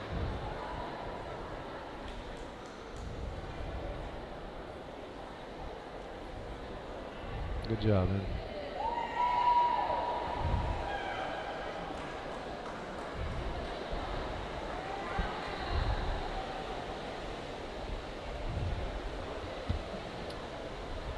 There's Moreau, Nathan Bright, Philip Stanley. 1, 2, 3. Here's David Reynolds. Nice job, David. Hey, you want to talk us through that 50? You were a little behind off the start, but really crushed that turn. What did you think? I kind of slipped off my start, and I was just swimming fast, and I was like, I want to win. So you have to do what you have to do sometimes. Yeah. Well, it's nice to swim. Real good race, real good kick out off that turn. Pressed your head down in there. I know we've been working on that a little bit, and looked like Ty just didn't get a good shove off the wall, and it was over. No, yeah. Was that the home wall advantage? Maybe. I took an extra breath. I could definitely have to race that better. So that's your first time under 21 flat. So Legit, you're getting down in the big dog times now at 20.9. There you a go. little bit. Make sure you send that off to your college coaches. They're going to want to see that. Yeah, they're going to want to know that for sure. I'm proud of you, Absolutely. son. Good job, man. So, Love all right, watching Bubba. it. Nice job. Nice job. Okay. That was David Reynolds, took first in the 50 freestyle. To seeing that. So what do we got up here next? So we got the 100 butterfly. 100 butterfly. And like you said, that I know David, he's actually swimming that. I'm sure there's others at 50 freestyle, 100 butterflies. It's a tough double. A lot of It sprinters is. do it. Fly and free have a lot in common. A lot of real good sprinters are also real good butterflyers. So we'll see if David can upset. He's seated, I think, second or third in that 100 fly behind the two boys from Conway. So he may be able to do it again. We'll see. I think he's right down here. Okay. You got Marotte and Rogers seated 1-2. With Reynolds and LeBeau seated 3-4, and Philip Stanley out there in lane number 2. You no, it's true. And I've seen David go 51. Again, this is a high school time, so like you said, all these guys, they expect to see all of them drop. So. We'll see. Butterfly, one of the harder strokes to swim. You know, as kids are growing and developing, that's kind of the hard one to pick up. Requires a lot of rhythm. Really strong core helps with that, as well as kind of strong triceps to get through the back end of the stroke. Which you'll see, especially in the early heats, a lot of times that first 50 goes pretty easy, and then you see the hips drop a little bit, and sometimes a little bit of a struggle getting home on that second 50. So we'll watch kids, hope they can keep that rolling. And on like 100 freestyle, you know, just from observing from a parent's point of view, and someone who has never swam, if someone's not competed in both 100 or fly and a freestyle, you'll see them go all out on the 100 freestyle. You'll see their splits pretty even. Yeah. It's hard to go all out on that first 50 on the fly, Yeah, right? you really have to train it. You know, of course, the better athletes are going to be able to hold stroke a little bit longer, and when you get up into the national scene, you see less difference between that first and second 50. But for these high schoolers, your early, your novice swimmers or kids that maybe haven't had as much experience on that, holding that second 50 can sometimes be difficult. A lot of times, you know, you encourage the kids to not breathe every stroke. Lifting that head up on every stroke tends to drop the hips. If you don't really press through with the core to get those hips back up on top of the water, you can end up in a whole lot of trouble. So here we go. Looks like we're doing the awards for the 50 free. Yeah, there we go. Mia Patella over there in third place. That was a surprise. Rachel Zhang, She looks district happy. champion. I think she was last year's district champion as well. Teammates there. She'll be headed off to Dartmouth next fall. That's right. Excited for Rachel. My apologies if we have some other senior swimmers, and I don't know where they're headed to school, but we know some of them. Gabby just committed to Southern Illinois. That's right. It's going to be a Saluki. I think that's some kind of Alaskan dog. And a Saluki. Kind of looks like Elliot LeBeau's in the same situation as Dave. They're waiting for the final decision, so look to see him commit here in the next few weeks probably. Yeah, LeBeau and Dave pretty similar, kind of late bloomers, you know, grew a little bit later. That happens with the boys sometimes at 15, 16, they kind of have a growth spurt. LeBeau's had a great season already this year, as well as David Reynolds, so I think school will be smart to kind of scoop them up. They're only going to keep getting better. That's right.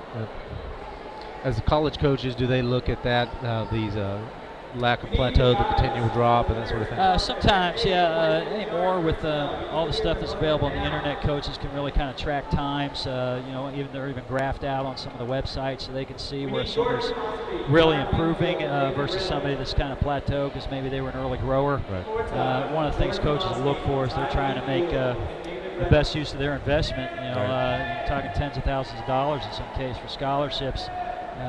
They want to see a kid that's going to continue to get better as they get there to school.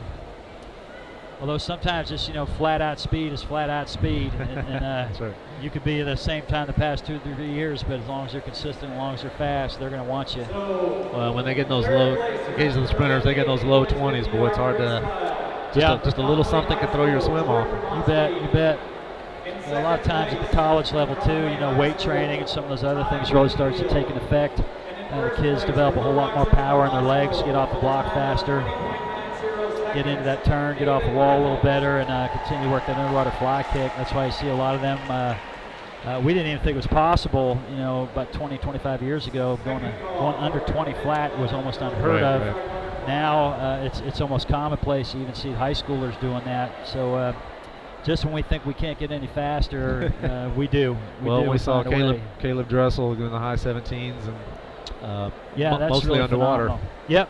Yeah, the underwater kick is really, you know, if you compare 50 freestylers from back in the 70s, the suits have changed a little bit, but the biggest change in those events has really been an underwater kick and the development of it. And you know, coach, the swimmer is always looking for new ways to be able to do it faster. So I'm sure somebody will come up with something in the next 5 years that we didn't think was possible, and everybody will be doing it, and then we'll go even faster than we are now. I think, you know, sometimes they have changes in diet, changes in strength training has also really changed in the last 20 years. Swimming's still swimming, but you know, what athletes are doing outside of the pool is a lot different than when I swam back in the 80s. So, you know, it's really become quite a process. So on the girls' side of things up here, we got that last heat, Jessica Bonfeld up again, seated first at 59.7. Jenkins out there in lane 5, 101.1. That's probably your top two. Adrian Robinson from the Wampus Cats. I'm not sure what a Wampus Cat is, Dave. Is that an Arkansas thing? I don't know about that. It may be a Faulkner County thing. I'm not sure. Okay. So they, and I'll notice here, Coach, we have a couple no-shows. Of course, we'll see if there's any more than what's on the heat sheet. But there's 17 swimmers in this. Just about everybody has a chance to. That's right. That's right. So, you know, sometimes that's just coaches knowing who's going to swim what and trying to position kids that even though they may not be your fastest in an event, you can throw them in there and they're still going to score 2-3 points, which, as we mentioned earlier, could be the difference in the meet. So good luck to all the girls, especially on that last 25, you know, where it gets a little bit tough. Right. Some kind of a delay here. Not sure what's going on. Maybe they're just, maybe it's a time to break. I'm not sure. Well, you know, sometimes those timers take a break, and then we got to get them back there. The touchpads catch most of the times. There's a backup button in case they fail, and then the third catch on that is there's two people on each lane with stopwatches, and occasionally when both of those fail, they'll go to the stopwatch times in order to determine order of finish. Well, to start us off in heat 1 of 3 for the ladies 100-yard fly, we have lane 3, Tyrell Walker from Mount St. Mary. Lane 4, Katie Minch for Cabot. Lane 6, Caitlin Parker from Mount St. Mary's. Here we go. And a couple of these girls, I think Tyra just swam the 50 free, if I'm not mistaken, so hopefully she got a chance to get a little bit of a break. She's really working her kick, trying to stretch her stroke out. And it looks like we got Katie Minch from Cabot out to an early lead.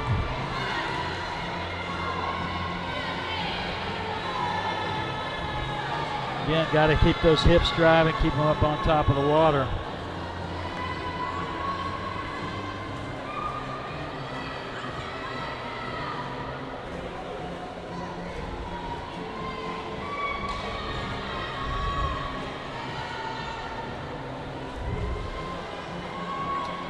She's got a pretty good lead coming into the final wall here. Yep. Nice two-handed touch. Sometimes on that third turn you get a little fatigued, and kids will come into what we kind of call pity patting the touch, where they'll touch with kind of one hand then the other. Hopefully they'll get in there. There's our official. Nope. All safe touches on the back end. Little kick off the wall. And again, as you can see, kind of a little bit of fatigue sets in, getting those arms up out of the water and around to the front. Not always easy to do. Katie with a 127.2 to finish first. It's a big drop for her. Gosh, nope, actually it was a little slower for her. Just a little bit of an ad there. Probably didn't help she had a half a length of the pool lead. Caitlin Parker, yeah, nobody really pushing her on that. Sometimes that'll get your adrenaline going. You got somebody next to you pushing her. And Tyra Walker all in safely. Looks like about a second drop for her. We've got a couple of empty lanes coming up here, but in heat 2 we have, kicking off in lane 2, Jaybird Woodson for Cabot. Lane 3, Peyton Stafford for North Little Rock. Lane 4, Aiden Halliday for Bryant. Lane 5, Emily Lynch for Cabot. Lane 6, Susanna Garrison for Conway, and her teammate Chloe Upton in lane 7.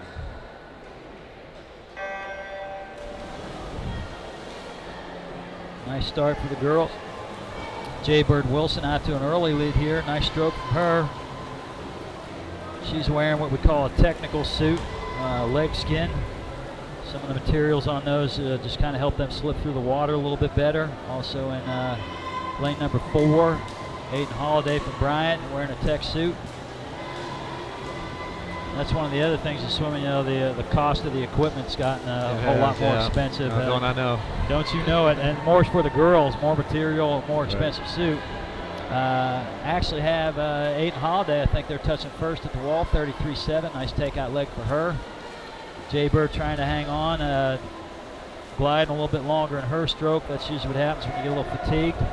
Out there in Cabot, Emily Lynch, looks like she's moving up, could challenge for second place. Right now we got Aiden Holiday from Bryant. Looks like she's going to take heat number 2. And we're pretty tight here on the second, third spots. Out there, Susanna Garrison from Conway, nice kick with her teammate Chloe Upton. This is going to be real tight. Just going to kind of depends who stretches for the wall. Looks like Chloe Upton might take second. Oh, wait a minute. Nope, Jay Bird Woodson. Okay, yeah, she's 120.1. And now our top heat. Look for a battle here between Jenkins and Gabby. And Jessica Bongfeld. Lane 1, we have Sarah Holman for Conway. Lane 2, Olivia Chambers from Mount St. Mary. Lane 3, Adrienne Robinson from Conway. Lane 4, Jessica Bongfeld for Cabot. Next 4 spots belong to Little Rock Central. Lane 5, Gabby Jenkins. Lane 6, Mia Patella. Lane 7, Olivia Muir. And lane 8, Michelle Patella. Jenkins first at the, I'm sorry, not Jenkins, Bongfeld first at the wall, but Jenkins moving up strong. We're going to see how this goes on the second 50. Adrienne Robinson holding on to third. Mia Patella, and you got Olivia Chambers down there, lane 2, all kind of vying for trying to get on the podium there. Bongfeld really hit the kick out off that turn, pulled ahead of Jenkins. I thought Jenkins was going to move up, but Bongfeld's looking strong. Let's see how this turn goes. Bongfeld's in and off the wall. Gabby throws a couple fly kicks. Could be her race coming home. We'll see. If Bongfeld fatigues, I think she's probably going to hold on to it. We got Mia Patella out there in lane number 6, looking for third. Got Chambers trying to move up, and it is Jessica Bongfeld, 58.70. Wow, look at that, 1/100th of a second. Wow, that can get closer than that. It's a good comeback for Gabby. Yep, Gabby really moved on there last 25, but I think Bongfeld's almost 6 feet of height. Just a little too much for Gabby to challenge with it. Best times for both them. Third place went to Mia Patella, 1:01.99. Fourth place was Olivia Chambers, 1:02.41. And on to the boys. All right, heat 1 of 3 for the boys. We have just 3 in this heat. Lane 3, Aiden Shaw for Bryant. All 3 Bryant swimmers actually in this heat. Cameron Loftus in lane 4 and Ian Archer in lane 5. See if these guys can break into the top 16. Nice job. And one of the other things you'll notice kind of with swimmers who may be a little bit new to the sport is they don't really press the head well and get back under the water. If the head doesn't go down, the hips don't come up. Sometimes you can hold that stroke for a little while, but body position is real important as far as being efficient. And as we said, fatigue can be a big factor in the 100 fly, so where your body goes is going to play big on that second 50. So all 3 boys holding a nice kick there. We'll kind of see. Wonder if they all train together, man. This is about as tight as you can get into that third wall. Absolutely, like triplets right there. All 3 caps. We'll see. Ian Archer looks like he might take this. He's really pressing his head down, getting those hips up on top of the water. We'll see. Cameron Loftus, pretty strong looking guy. He might be able to bring that in. See him getting 2 strokes per breath too, giving him a little bit of advantage there. That's right, and it is going to be Archer 1:12.28. Boy, look at those close times there. Aiden Shaw 1:12.70, and they flipped the numbers on us, so I can't see who the other swimmer was, but good swims, all 3 guys. Heat number 2 of 3. Here we go with lane 1, Drew Dillman for Catholic. Lane 2, Cameron Sandin for Cabot. Lane 3, William Roman for Little Rock Central. Steve Abicale in lane 4 for Little Rock Central. Jake Hill, lane 5 for North Little Rock. Lane 6, Thomas McFarrell for Fort Smith Northside. Lane 7, John Hart for Conway, and his teammate Shreman Tripathi for Conway. And we had Jake Hale and William Romaine there down on first on the wall after the first 25. I got Thomas Farrell from Portsmouth Northside. He's looking pretty strong coming in there. I think he's going to be first at the wall at the 50. Abicali trying to hang on. And it is Farrell in first at, J. Kell 26.5 on the takeout. We'll see how the second 50 goes. William Romaine looks strong down there in lane number 3. It's going to be tight. And looks like Hale at the wall. Nice spin on the turn. Would be nice for Got a little bit Romaine ahead of Romaine there. Nice kick out for Stevie Abicali. Boy, We'll see how this last 25 goes. Farrell looks like he's going to take it for Portsmouth Northside. He can press that head down, get into the wall, and he does. No, Jake Hale. Oh, good for Jake. Somehow on the backside, 57.6, 57.7, 5/100ths of a second. Abicali in third, 58.48. Nice swim for William Romaine, 58.86. All right, here's the fastest heat, Heat 3. And here we go. Lane 1, we have Curtis McElroy for Cabot. Lane 2, Philip Stanley from North Little Rock. Lane 3, David Reynolds, Little Rock Central. Lane 4, Ethan Moreau for Conway.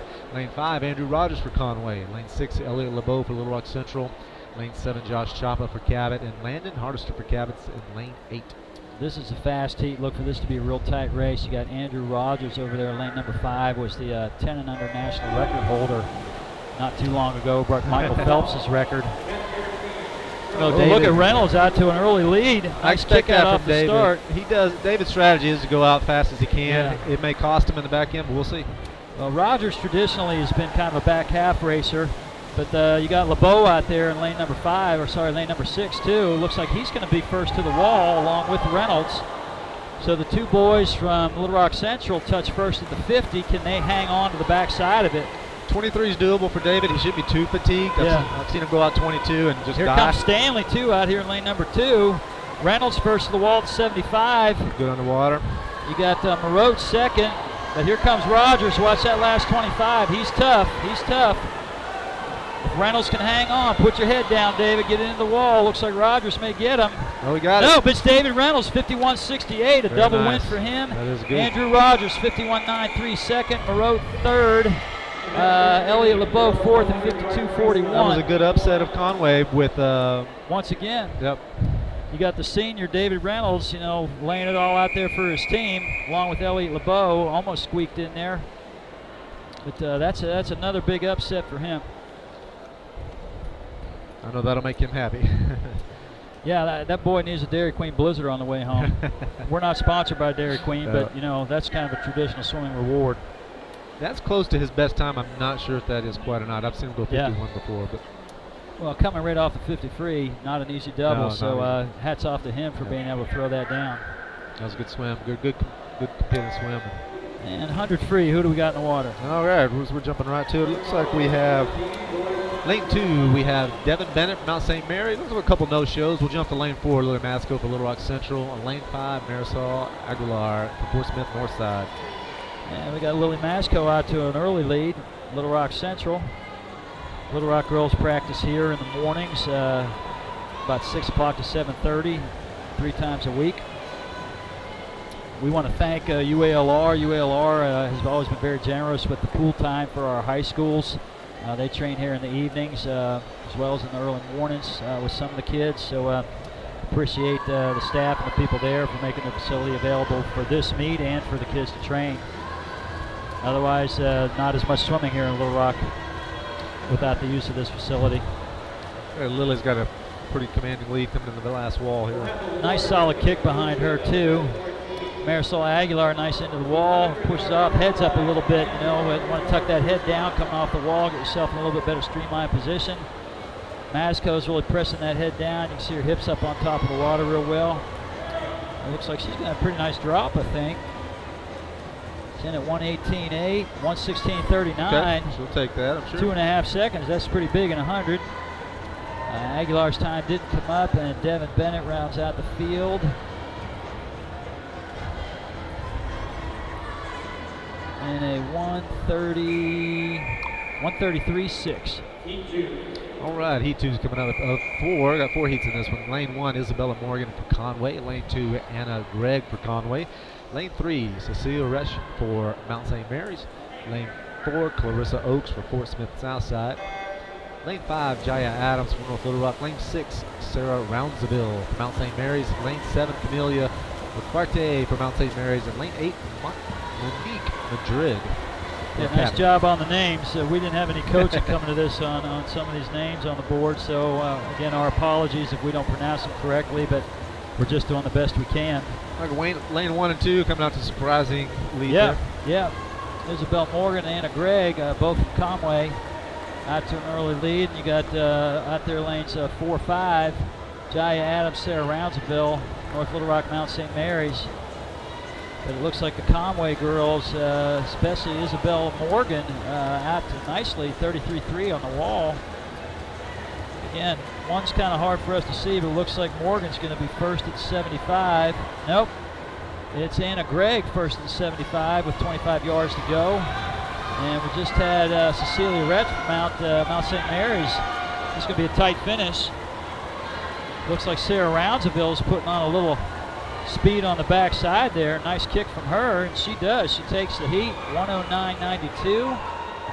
Second was Cecilia Retch, 111.75. Third, Anna Gregg, 111.98. All right, here we have heat 3 of 4.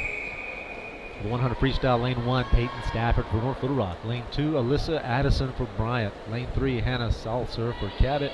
Lane 4, Sydney Klein for Fort Smith North Side. Lane 5, Hannah Tennyson for Bryant. Lane 6, Annabeth Stuff for North Little Rock. Lane 7, Maddie Peak for Conway. And lane 8, Mia Apolinar for Fort Smith North Side. Just an update on the scores real quick, Coach. Looks like we've got 55 points now between 1 and 2 for the boys. Again, started with a 65-point deficit. They've cut it down 10, but they're going to need to do a little better than that. Yeah, they're going to need to make a move on some of these events. Otherwise, that lead's going to be insurmountable pretty soon.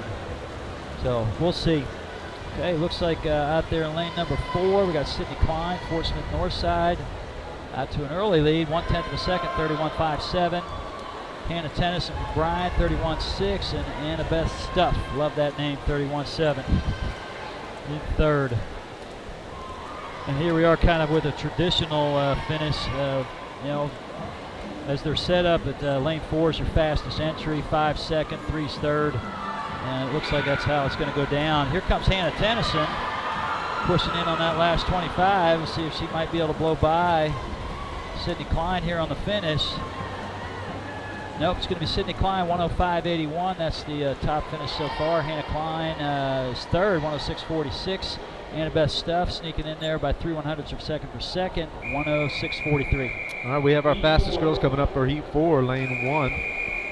We have Amy Bay for Little Rock Central. Lane 2, Simone Dinstmeyer for Bryant. Lane 3, Emily Holman for Conway. Lane 4, Rachel Zank for Little Rock Central. Next to her teammate, lane 5, Lindsay Hammond. And lane 6, we have Abigail Thomas for Cabot. And lane 7, Holly Jenkins for Fort Smith South Side. Hammond out to an early lead. She really does have a great fly kick off her start and works it. Zhang flips, and Hammond again out kicks her off the turn. We'll see if she can hold on to it. Rachel's a little bit more efficient on the back half, but Hammond looks pretty good here coming in the first 50. She's going to hit the wall at 25.7. Ooh, they're right on 1/100th. 1/100th. Almost And it up looks there. like Zhang has caught her and is pulling away coming into 75. I don't think Rachel Zhang wanted to lose that. It's picking it up a little bit more. Yep. Well, she's a senior. You know, sometimes those seniors want to finish well. Hammond has a nice fly kick, sometimes extends it a little far and a little slow on the breakout. So, you know, one of those things you work on, but you got to be careful with how long you spend in the water. And Zhang cruises to a 53.49. Central girls go 1-2, 54.06 for Lindsay Hammond. Third, 58.93, Abigail Thomas from Cabot. All right, boys, 100 freestyles coming right up with more heats in this event as well. So it looks like the Little Rock girls have probably widened their lead a little bit here. Yeah, they've got a commanding lead for that for sure. All right, lane 1 we have, well, we'll wait to make sure we got the times up. Okay, lane 1, Gabrielle Davis for Cabot. Lane 2, Peyton Shanks for Bryant. Lane 3, Matthew Dawkins for Fort Smith Southside. Lane 4, Matt Hale for Catholic. Lane 5, Nicholas Slavert for Fort Smith Southside. Lane 6, Ethan Eubanks for Bryant. And lane 7, John Urbana for North Little Rock. We got lane 1 making a surprise here. Yep, 1 and 4. Who is that? Gabe Davis from Cabot.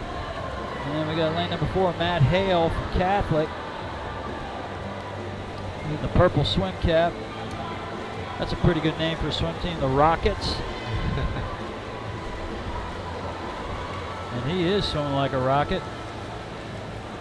Got about a half body length lead out there from Matt Hale, Catholic.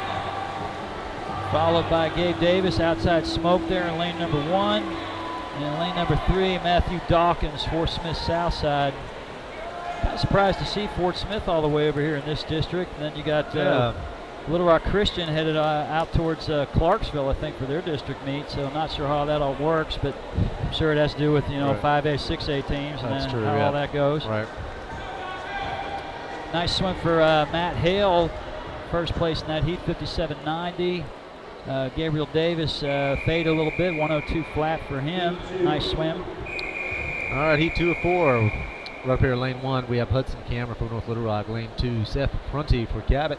Lane 3, Adam Ferguson for Fort Smith Northside. His teammate Ben Marr for Fort Smith Northside to lane 4. Lane 5, we have Luke Ziegler for Fort Smith Southside. Crosstown rivals. Lane 6, Bentley Soltaire for Fort Smith Southside. Lane 7, Luke Wilkins for North Little Rock. And lane 8, Aubrey Bailey for Fort Smith Northside. Nice. A little pad malfunction out there in lane number 7. That's probably going to affect Luke Davis's time on the board, so we'll have to pull that off of either the backup time or the computer. Looks like we got a tight race there between 4 and 5. Ben Maurer out 2/10 ahead of second, 26.3. And Wilkins fading a little bit. Starting to make some separation here in the So last the Fort Smith guys kind of tearing it up on this heat. Looks like they're going to go 1, 2, 3 in lanes 4, 5, and 6. Maybe I have that wrong. No, we got 3, 4, and 5. So still all the Fort Smith guys. And taking heat 54.9 for Ben Maurer. Second, Luke Ziegler, 29.6 last 50, 56.2. Third place, Adam Ferguson, 57.15. All right, we have the third heat. These guys battling for points here. Lane 1, Ashton Bailey for Fort Smith Northside. Lane 2, Nick Bromley for Little Rock Catholic. Lane 3, Christopher Side for Little Rock Central. Lane 4, Aiden Lively for Catholic. Lane 5, Logan Wilson for Little Rock Central. Lane 6, Matthew Wilson for Conway. Lane 7, Mikey Hathaway for Catholic. And lane 8, Jalen Dinskbauer for Bryant. There we go.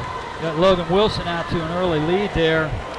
He was 49.7 at a club meet this past weekend, so he's feeling pretty pumped. A low seed for him. Out 24.1. That's going to be tough to break 50, but he can certainly do it. He's going to have to hold on to a stroke length. Here comes Cy down here in lane number 3. He's going to challenge Aiden Lively for second. Out there, we got Hathaway too. Hathaway looks smooth, and he's coming home strong.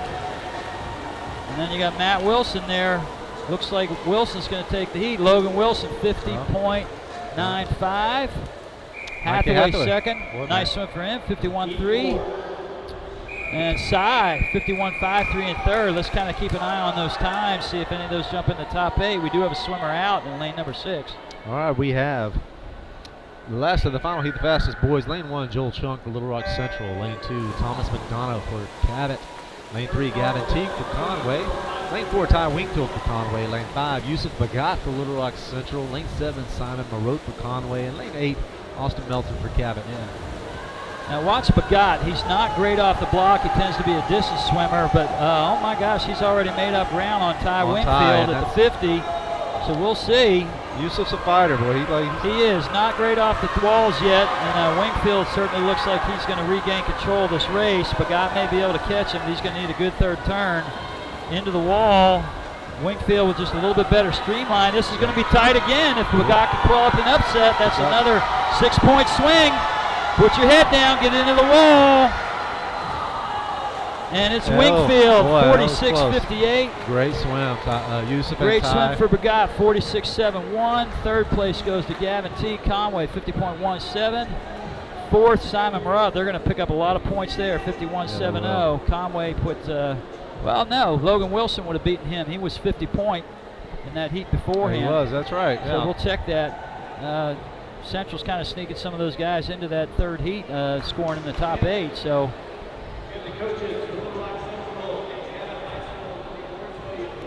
Nice swims for all those guys. Congratulations, boys.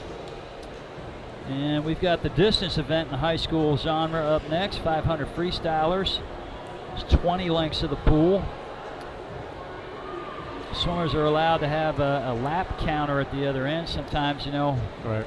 midway through the race, you may forget if I swum 10 lengths or if I swum 12. Of course, in this race, you know, turns are going to be real important. You got 19 of those, 19 opportunities to get in and out of the wall, streamline kick out. So that can make a real big difference. We're checking the, what do we have on the fly there? We're waiting to see. Yeah, looking at the boys fly. Just of course, no surprise there. We saw David with the Central getting 1. Yeah. Conway taking 2 or 3. So basically 1 and 4 for Central, 2 and 3 for Conway in that one. Yeah. But that does outscore them by 1 point. Right. 20 and 15 is 35, 17, 16 is 33. So actually 2 points there. It's a big swing.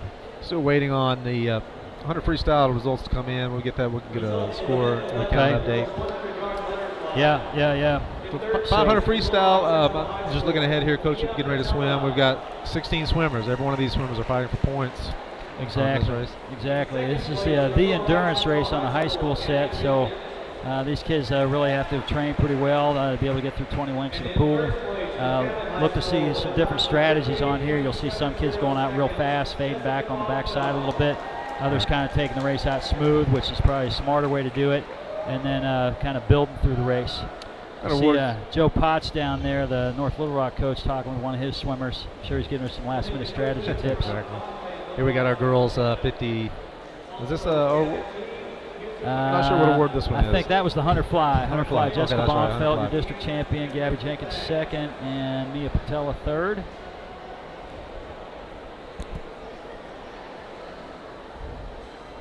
And then we got the boys 100 fly coming up. I'll keep trying to update that 100 free because we know we did have some guys sneak in there from that third heat. Looks like it's competed. Let's see if it changes the points. Of course, we saw Ty and Yusuf go 1 and 2, really close, great Logan race. Wilson did get 4th, Hathaway 5th, Cy 6th. So, yeah, that did change that quite a bit. Simon Marode all the way down there in 8th place. So, yeah, a little bit of a drop. What we thought might be a big event for Conway, Little Rock Central jumped up there and scored some points. And there's David on the podium. I'm proud of my son. Way to go. That's two gold medals for Dave Reynolds. Good way to finish your senior conference. Exactly. Checking the team scores on the men's side. Conway's up 58 points still, so Little Rock Central really hasn't been able to make much of a move on that gap. On the girls' side, Little Rock Central 303, a commanding lead over Cabot High School with 188. You're looking at 115 points there, so that's almost out of reach. Yeah.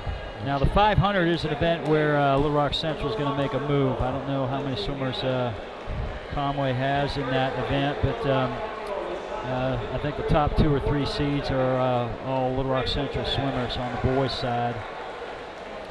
Yeah, just taking a look at that. We have 3 Central swimmers to take significant points on that. Only 1 Conway, so there'll be some. Well, they have some in the heat prior, I guess, but they have. Yeah, 3 in the heat prior to it. So, but you know, they could make maybe a 15, 16 point jump there. Whether they've got enough in some of those other events or not, we'll see. It's going to be tough for them to come back. There we are in the girls 100 free. Rachel Zhang, your district champion there. Lindsay Hammond second. Not sure who the 3rd place swimmer was. My apologies on that. Cabot. On the boys' side, there's Gavin Teague, 3rd place. Yusef Bagat almost pulled up the upset on Ty Wingfield. He's only a sophomore, is Bagat. Needs a little work on his turns and streamlines. But that's not an impossible thing to improve on and make some progress there. 46 for a sophomore in high school is pretty darn fast. Really good. So, and congratulations to Ty Wingfield, your district champion there. Nice race by him.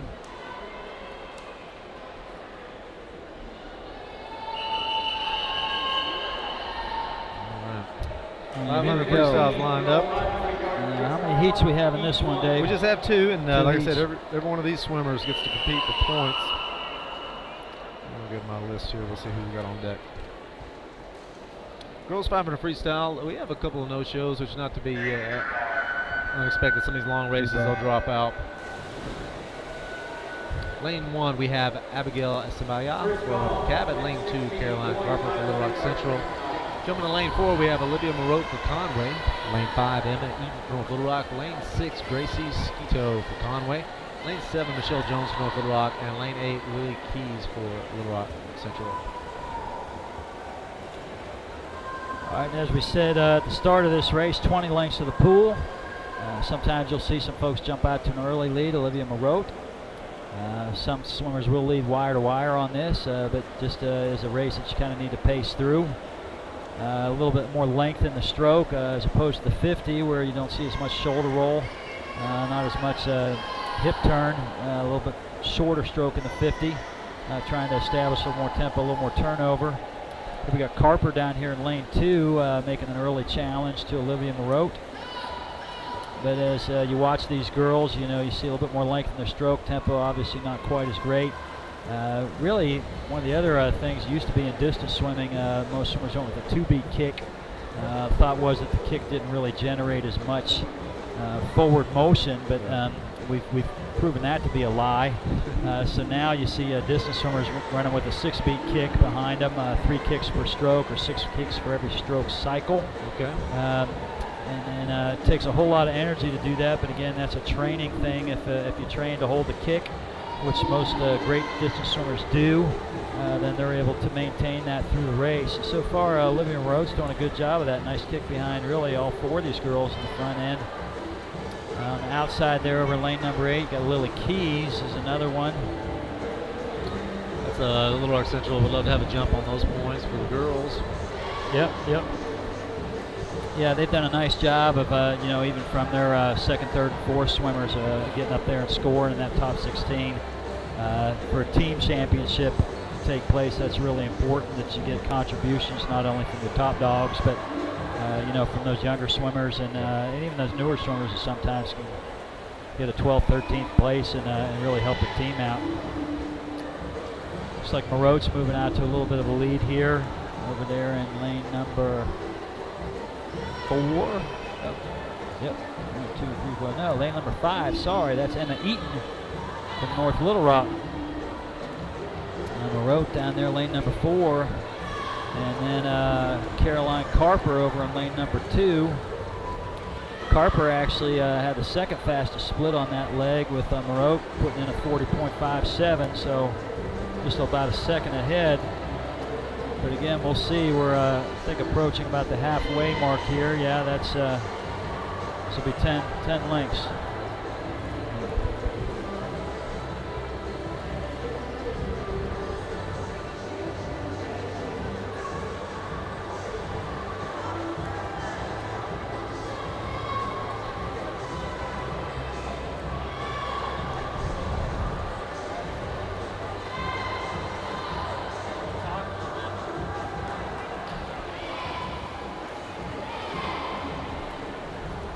Got Youssef Bagat from Little Rock Central up here for that 100 free.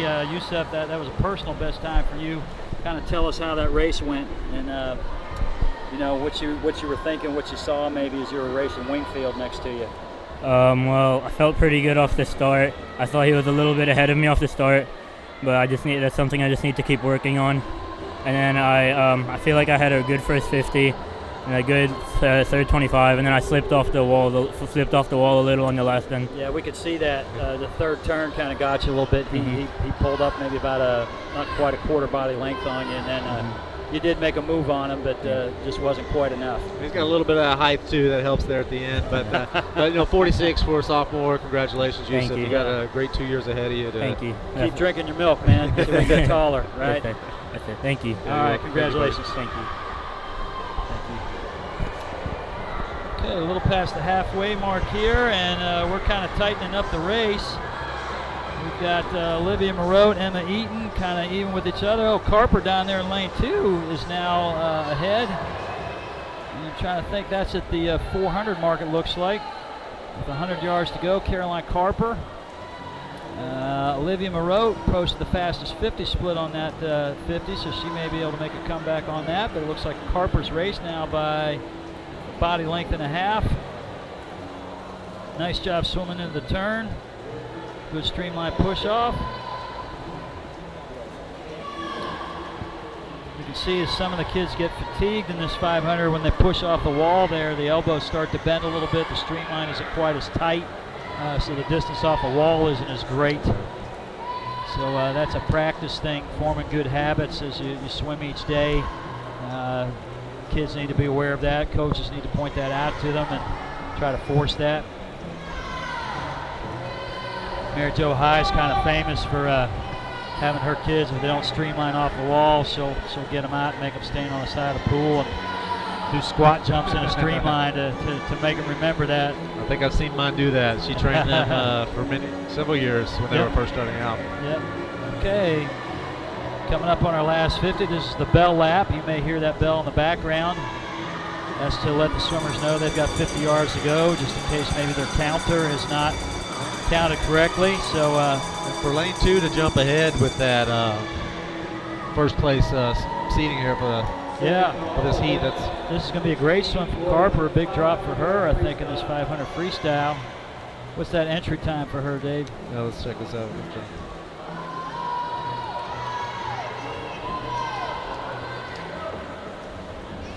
We flip that too many. Carper's bringing it home. Nice kick from her. Here comes Moreau. She had a 7:01 seat time. 7:01. My gosh, she's going to drop almost 20, 25 seconds. So great swim for Carper. Some hard work in the pool to get that drop. 6:36.19. That's 25 seconds. Moreau finishes second at 6:40.1. Those are some good points. And third looks like we'll have Emma Eaton from North Little Rock, 6:49.9. So nice job from those girls.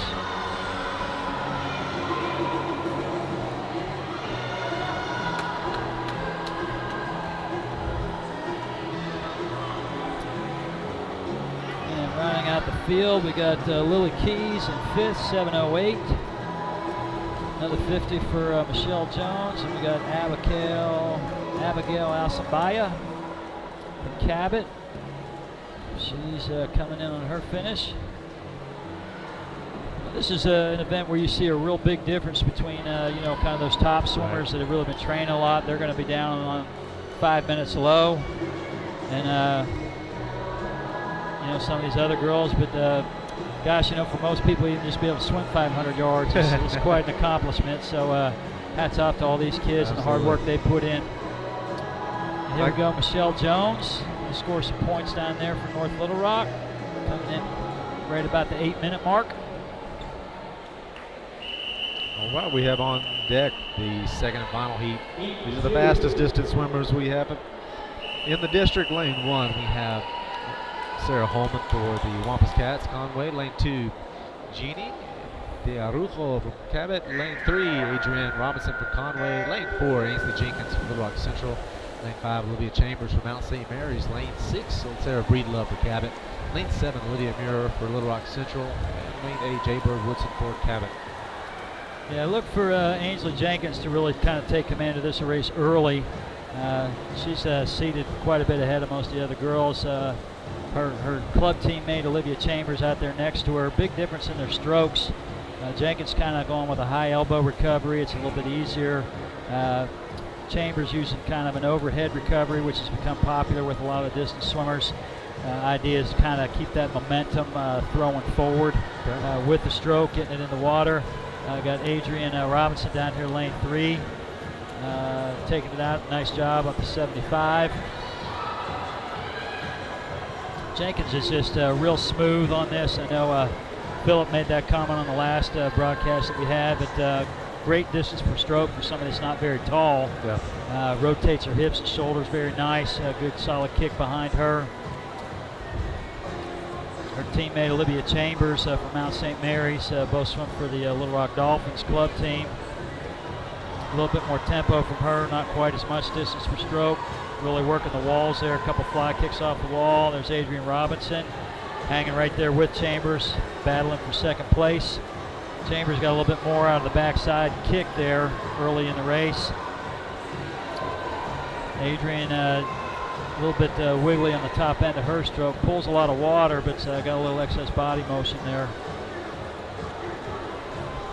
Jenkins is pretty solid, taking about 14, 15 strokes a length for somebody her height. That's pretty good. Chambers doing a nice job swimming into the walls. But Robinson's hanging with her. Backside of this, fourth place, we got a battle going on between who's that, Olivia Moyer and Sarah Breedlove.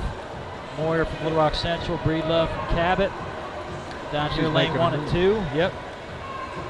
Sarah Holman, Jeannie DeAragio. Jenkins kind of in cruise mode right now. Chambers has opened up about a body length lead on Adrian Robinson from Conway.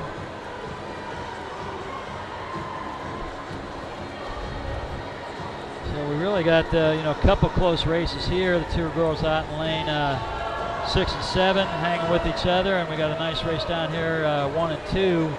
Holman and Arajo, Conway and Cabot. Jenkins is about half a length of the pool ahead of the field right now, kind of lengthening her lead. Don't know what strategy Coach Mary Jo Hyde talked with her about. She may have told her, get out there to lead, kind of shut it down, save herself. She's still got probably the 200 free relay, 400 free relay yet to go. Chambers lengthening her lead over Adrian Robinson. Jenkins split to 31-2, so she's looking to pull in somewhere around a 5:10. Right. Chambers up there at 33 flat, looking to be up in the 5:20 range. And Adrian Robinson at 33.5 on her 50 splits.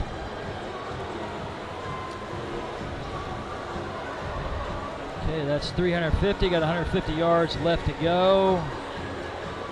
Jenkins at 334. Split there at the race.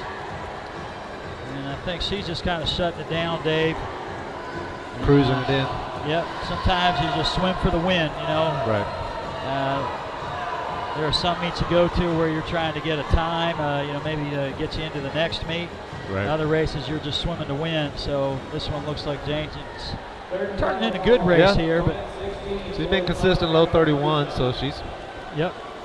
She threw down a 4:58.8 back in December up there in Oklahoma, racing. Can't remember the name of the girl up there, but real exciting race. Kind of came down the last 50, and she out sprinted the girl on the finish. Nice. Chambers pulling a nice race here. Pretty good body rotation from her.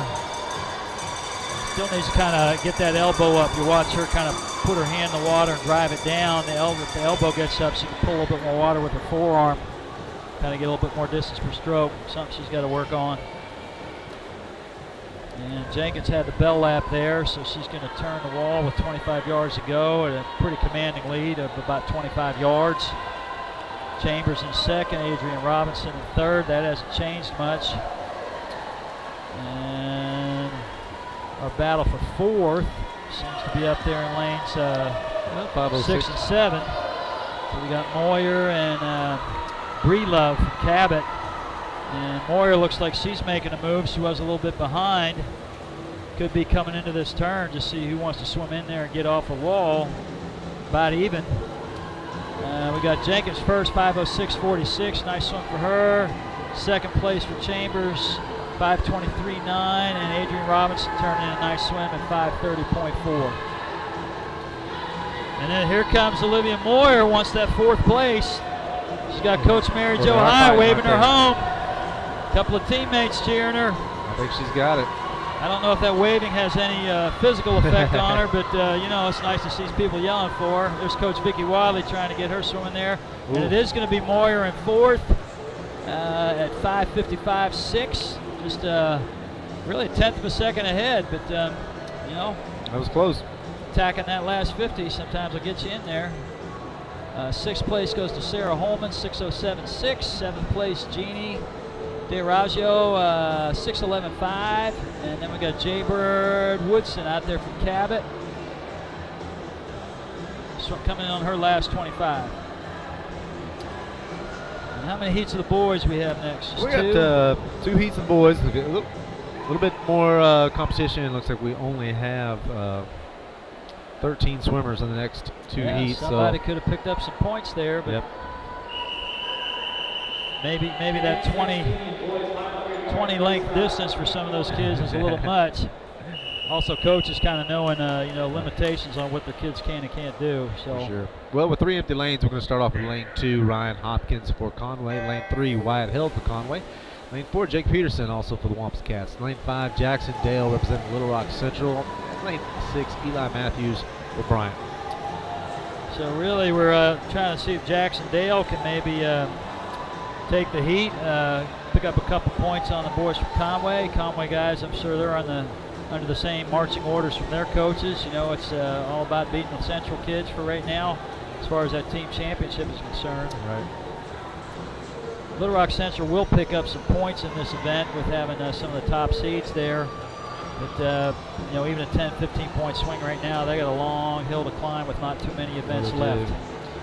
And looking ahead to the relay that's coming up next, I expect a good showing. A lot of the Central boys home pool, if you will, and dropping some best times. We've seen some personal bests already. Yeah, we saw a nice swim out of the 50s from those guys. Don't know if Coach Marriage Ohio makes some changes on that 200 free relay based on those results, but based on the results from the 50, it looks like we could have a real barn burner between Central and Conway in that race.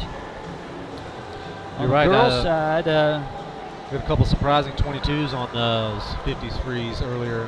Yep. Yeah, exactly. 22 is a nice swim. We got Jackson Dale Logan and Wilson. Jake Peterson kind of out to an early lead in this race. Dale's looking just a little bit smoother in his stroke. Peterson's got a nice stroke behind him too, so see how the boys do on the turns, both in and out. Peterson a little quicker on that flip, so that may help him out in the long run. We see Dale inching ahead here.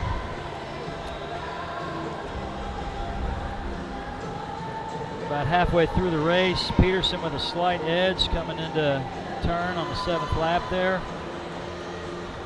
Third place, we've got Wyatt Held. And then out on the outside there, Eli Matthews. Jake Peterson's opened up, maybe that's Pedersen, 2 T's. Jake Pedersen, Conway, about a 1-second lead over Jackson Dale. Dale's stroke looks like it's getting a little short. Peterson's still pushing all the way through. So fatigue may be setting in a little bit for him. Doing a nice job getting in and out of his turns though. But he's going to have to pick it up if he's going to do something here and help his team out.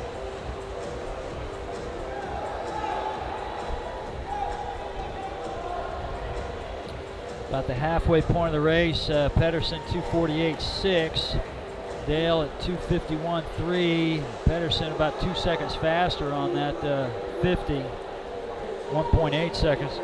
So he's increasing that lead.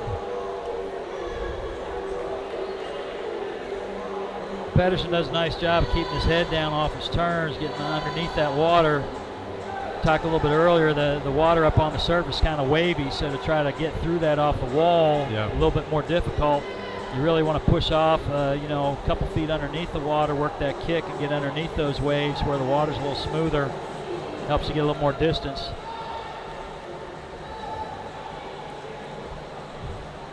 So we'll say Jackson Dale's doing his part, just to get a second place here in this heat. That's what it was seeded, and he's doing his He job. was seated there, so if Central's going to have a chance, they got to continue to try to jump up where maybe they're not seated quite as high, but swim a little faster. Conway doing a nice job holding on to that lead that they had off the dive.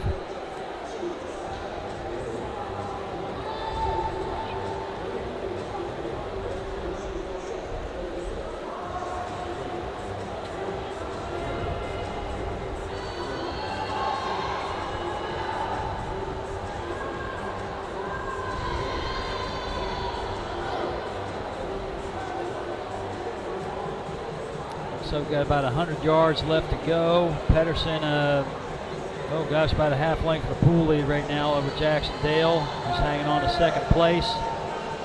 Don't think he'll lose that spot. I think he should have a little bit of a drop in his seed too. I know he'll be happy. That's good. That's good. Yeah, another one of the great things about swimming, you know, you can finish 4th, 5th, 6th, or 7th, but sometimes getting that personal best time, there's still some satisfaction in that, knowing you've put the work in and gotten a little bit quicker. Yep. So one of the great things about the sport. See Jackson's counter down there. Michelle Patella waving it up and down, trying to motivate him, get him going.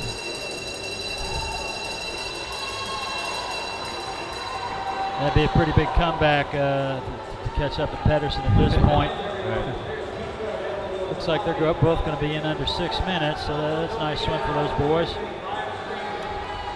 And for Jackson Dale was seated a little over 6 minutes. I'm gonna be happy to get under that. And Good.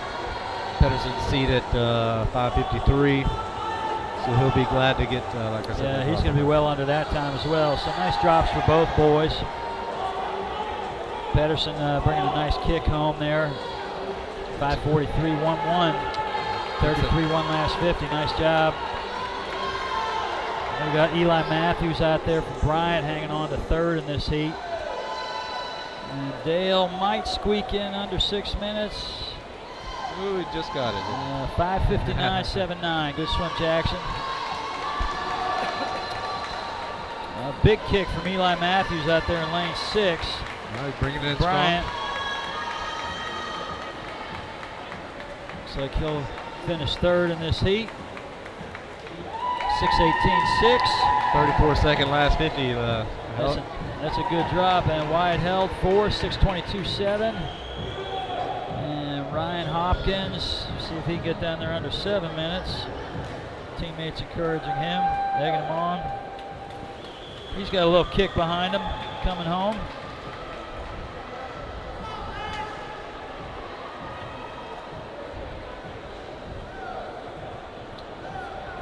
Next up, we've got our top heat in the 500 freestyle. Little Rock Central with the top 2 seeds, Nico High, Jack Henry Forrest. But it's anybody's race. 20 lengths to the pool. They're both seated identically, so we'll see how they do. Lane 1 we have, this is the final heat. Lane 1, Bryce Strassner for Cabot. Lane 2, Matthew Wynn for Little Rock Central. Lane 3, Jeffrey Bloomfield for Conway. Lane 4 and 5 teammates, Nico High and Jack Forrest from Little Rock Central. Lane 6, Landon Hardister for Cabot. Lane 7, Gavin Giambalvo from Cabot. And lane 8, John Breedlove from Cabot. Jack coming out a little bit strong there. He's yep. Jack's more of a back half swimmer. You know, tends to come out smooth. Nico likes to kind of sit back a little bit, watch the field, and make his move about the 300 mark. Okay. Got Landon Hardister out there, lane number 6. Looks like he's out to, he was 2nd on the wall. See if he can hold on to that. Big battle down here, possibly between Matthew Wynn, lane number 2, and Jeffrey Bloomfield, lane 3. That's that Little Rock Central Conway. Okay. Swim there. We'll see Forrest at 54.8, Nico High 54.9, Landon Hardister 55.2 at the 100. Right now, Wynn is at, right with Jeffrey Bloomfield, about a 1/10 of a second separating them. So keep an eye on that one. That could be a big 2-point swing there, and you know, right now Little Rock Central needs all the points they can get. Absolutely. Don't know if we'll see 4:45 out of I know Matthew Forrest or Nico High. They may be, again, just swimming to win, knowing we've got relays coming up. Looks like Jack's trying to draft a little bit, maybe. I don't know. He's creeping over that lane. Yeah. Well, that's a little gamesmanship. Sometimes you catch a little drag off of somebody, letting them get out in front of you a little bit. I've seen Jack do that before. Matthew Wynn's opened up about a half body length lead over Jeffrey Bloomfield. I know he'd love to get that podium. Lane 6, Landon Hardister is going to be fighting for that too. Yeah, he is. Nice length on Landon Hardister's stroke. Good body rotation, getting in and out of his walls pretty well. Matthew Wynn going to have to pick up his kick off his turns, but he might be making a move there too. We'll see if the teammates have decided, I don't know if they decided their order of finish ahead of time or if they're going to fight it out to see who's district champ. Forrest made a nice move off that turn. I don't know if Nico High saw that coming. A couple of fly kicks pulled him up even with him. They train together every day here at UALR, so they're used to racing each other all day long in practice. Coach, I noticed that both Nico and Jack are in the 4x100 relay. Teammates here swimming 1 and 2. Probably not want to give it all out because of that. What are your thoughts as a coach? It just depends. This is a team sport as well as an individual sport at the high school level, so sometimes you may sacrifice a personal best or something at a district meet just to conserve a little bit for the relays. Now when they get up to the state meet, it's going to be a whole different ball game. They're going to have a lot of other people to race. Competition's going to be a lot stiffer, and for them to finish, get on the podium, finish high, they're going to have to race all those races. But for tonight, I think you're going to see them go in that 450 range or so. I was about to say they're both pulling in over 30s already. Yeah. Now, interesting, we got Matthew Wynn down here, lane 2, is pulled even with Landon Hardester. If he could get third and they go 1, 2, 3 in this, that's a big jump for the Little Rock Central team. Again, whether that's enough to pull them into position to make a run at the district title or not, I don't know. That's a lot of points to make up. Matthew's counter is going to have to kind of get him motivated a little bit. He and Hardester are just dead even on that wall. Wynn kind of picks his head up a little bit on that breakout. Hardester's doing a nice job keeping his head down, being a little smoother on the break. How hard is it for these competitors seeing somebody 4 lanes across to know? Well, I know Matthew Wynn. He doesn't see much beyond about 10 feet in front of him. Okay. So I don't know if he can see him over there or not. Maybe Coach High needs to get a few people over on the other side, let him know he needs to get it moving. He does have a slight lead right now with 75 yards to go. Now whether Hardester has a kick to bring it home or not. Here goes High and Forrest. They're going to race for that last 50 just to see who's the district champ. Jack already dropping in that last 50. The come from behind kid there. He wants to. We'll see. Well, here comes High. Here comes High, strong. but I don't know if Forrest is going to be able to hold him off or not. Forrest got that body length too. That's an advantage. Well, here comes High. A little tempo. Oh, wow, good job. Nope. Jack Henry, 4:49.4. That 1/100th of a second. There it is. Oh. Nico's going to blame that on height. Jack Henry stands about 6 feet. Nico's about all of 5'7". Here comes Matthew Wynn. Right, looks like he's going to take third. Podium. So that's a 1-2-3 finish for Central. 5:05.8. Jeffrey Bloomfield looking like he's going to be 5th. Landon Hardester out there 5:08.1. I think that was the best time for him as well. Yeah, both those guys nice drops. Wynn dropping, 11 seconds from his seed time. And Landon Hardester was in at 5:15, 5:08. Nice drop for him too, 7 seconds. Good swimming. So couldn't ask for anything more out of Little Rock Central boys in that race.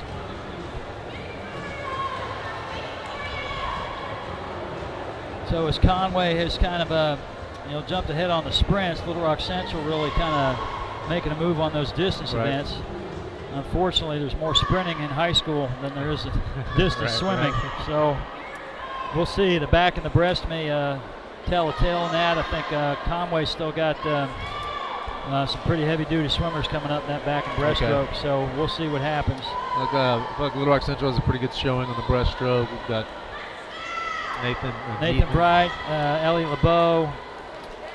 Looking ahead, you got the Marotes, Hayden Nye in there, or Niden Hill from Little Rock. It's going to be tight too. All those guys in there at a minute. Low minutes, 101, 102 range, so it's going to be a tight finish.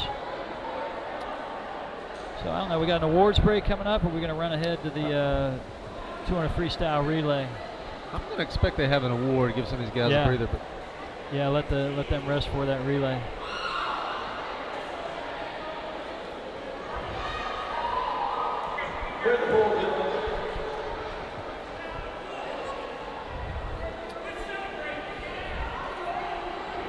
Coming up, girls 200 freestyle relay. That's 50 each by the 4 swimmers. Little Rock Central top seed in that, 144.4. Second seed, Conway, 145.8. third seed Cabot at 146.5. That looks like it could be a Close tight three race. That's for sure.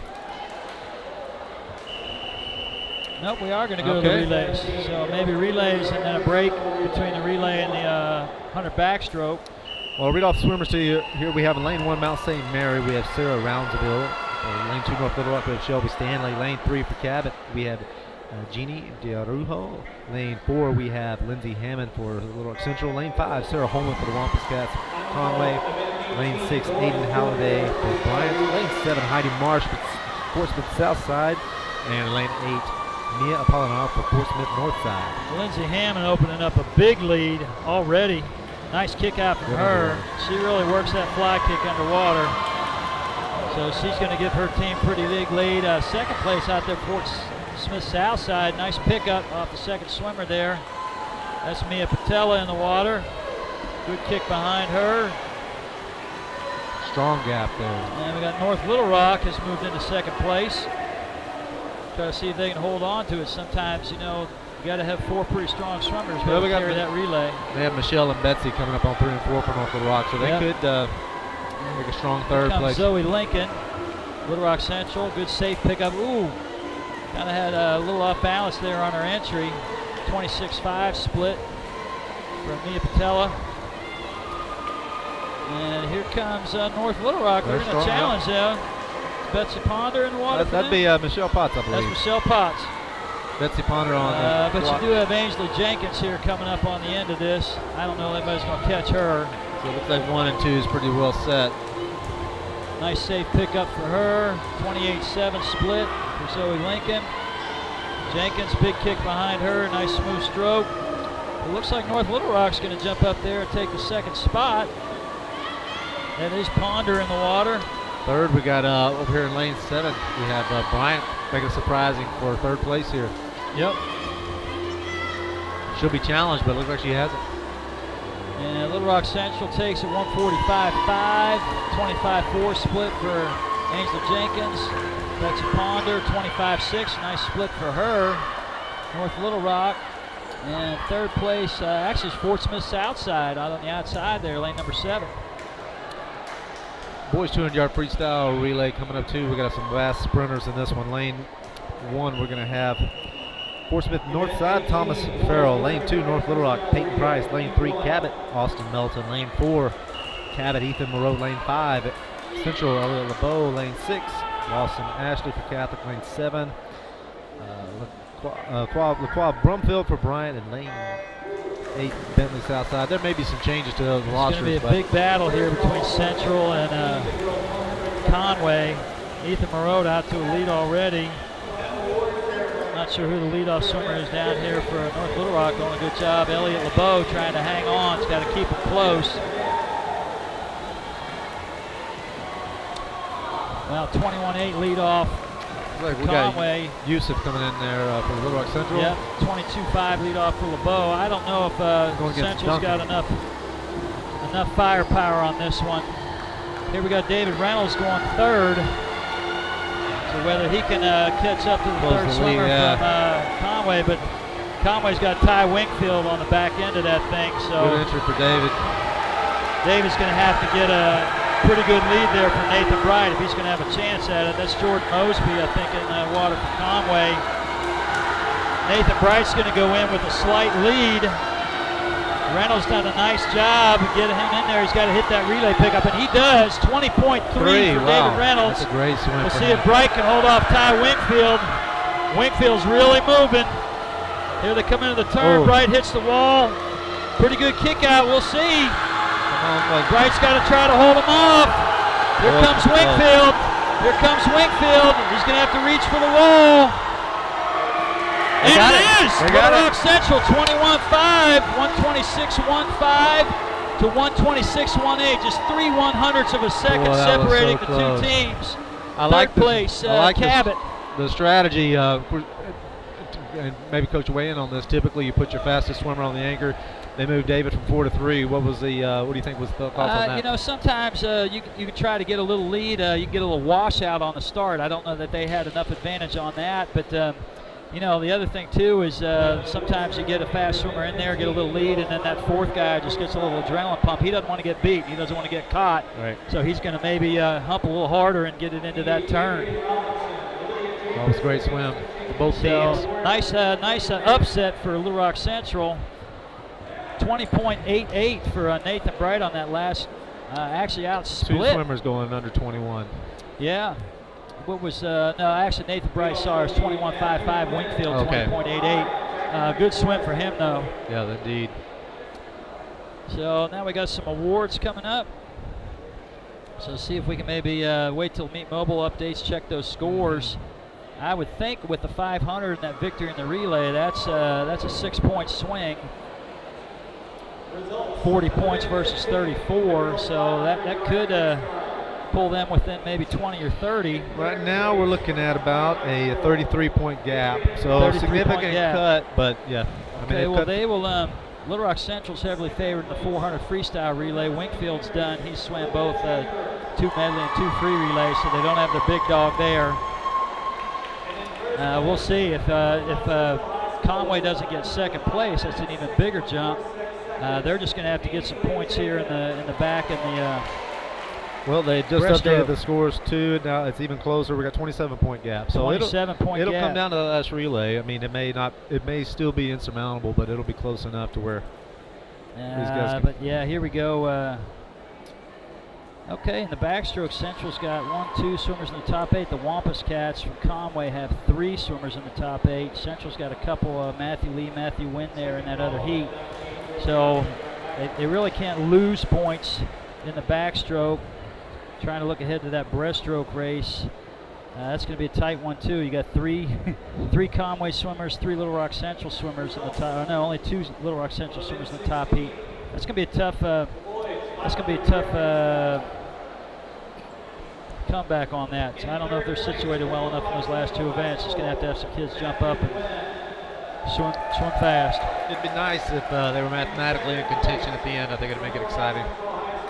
Let's look to that 400 freestyle relay as Conway seated second in that, and they are 3:16.9, just a tenth slower.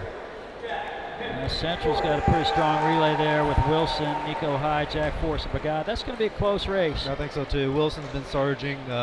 Nico and Jack, I feel like they saved some. Yusuf hasn't swam since earlier in the day, so yeah, this will be strong, fresh, ready to go all out. So nice 1, 2, 3 there from the Little Rock Central boys.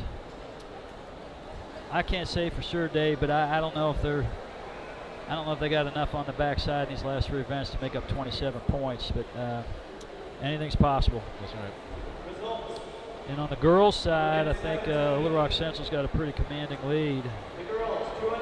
Yeah, they do, Coach. It's looking at about 140 points. So okay, so I don't even know if that could be made up. Even though they didn't swim.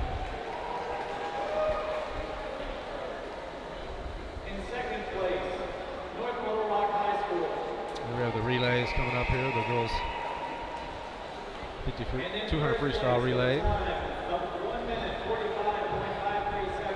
Yeah, we didn't update. I don't know if that point did that point total reflect the 200 free relay that you looked up. I believe it did because it jumped up again. But let's double check because it jumped from 30 to 20. If they can pull within about 17 points, then we may have something there.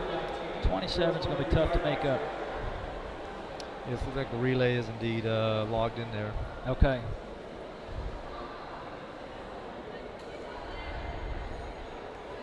Wow, 3 100ths of a second. That's just a blink of an eye.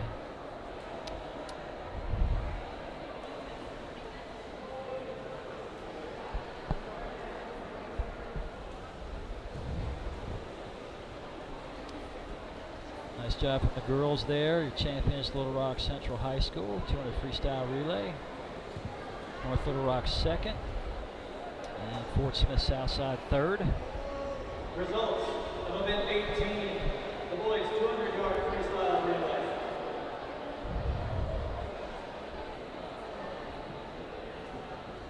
In third place, Cabot High School. In second place, Cabot High School missing one of their top swimmers, Osborne Melton, not here tonight. Okay, I recognize him. Don't know if he had the flu, but real strong freestyler, breaststroker, IMer. Shame he's not able to be here with his teammates, so prayers out to Oz. Hope he gets better. There's our relay boys holding on for the win there. That's right. There we go. Cabot third, Conway second, Little Rock Central first. 1:26.1 for both teams, separated by 3/100ths of a second. That's a great race. That is a great race. Great swims for all those guys. Dropping almost 2 seconds, 2.5 seconds off their entry times. Well, as a parent of seniors, I know they love seeing these guys. Hard work pay off.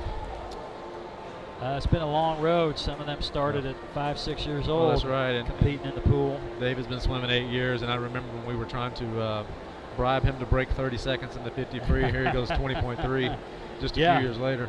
Yeah. So you see a lot of hard work in the pool. It doesn't seem that long ago, but yeah, a lot of these kids have been swimming year-round, really, for sometimes 7, 8, 9 years. Form some pretty tight friendships. You know, one of the other things great about swimming as a sport, you're kind of with the same group of kids for a long period of time. These guys are all pretty good friends. You know, all these teams, these kids grow up together. Yeah, even the competitors, even their opponents.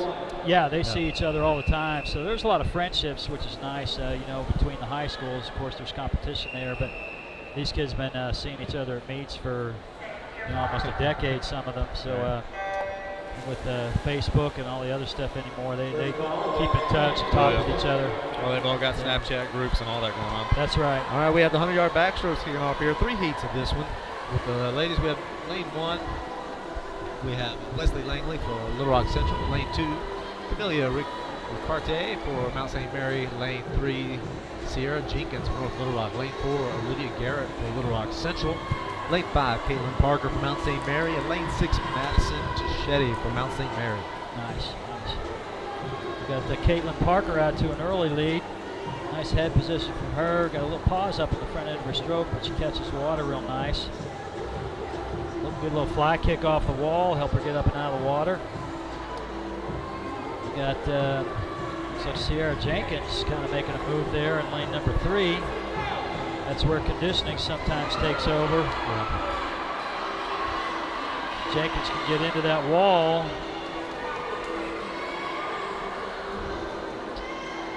Garrett again with a nice fly kick, puts her out in front, so it's going to be the last 25, see who wants this heat. Yeah, Garrett and Parker neck and neck. Yep, here we go down here, lane number 1, kind of making a move there. That's Wesley Langley from Little Rock Central. This is going to be close, I think. Oh, it is. Caitlin Parker, lane 5. With Olivia Garrett. Again, not much difference there. 0.2 of a second. All right, these next bunch of girls competing for points in heat 2 of 3. Lane 1, we have Shay Foyles. Lane 2, Ayana Palamo. Lane 3, Molly Whitcamp. That's she's from Fort Smith, Southside. Lane 4, Nellie Reese from North Little Rock. Lane 5, Hannah Tennyson from Bryant. Lane 6, Logan Sanders from Conway. Lane 7, Susanna Garrison for Conway. And lane 8, Peyton Ketcher swim for Cabot. There we go. Nice start. Swimmer missing out of lane number 4. That was the top seed in that heat. Well, it sure did. Huh? Another kid that's points out. up for grab there.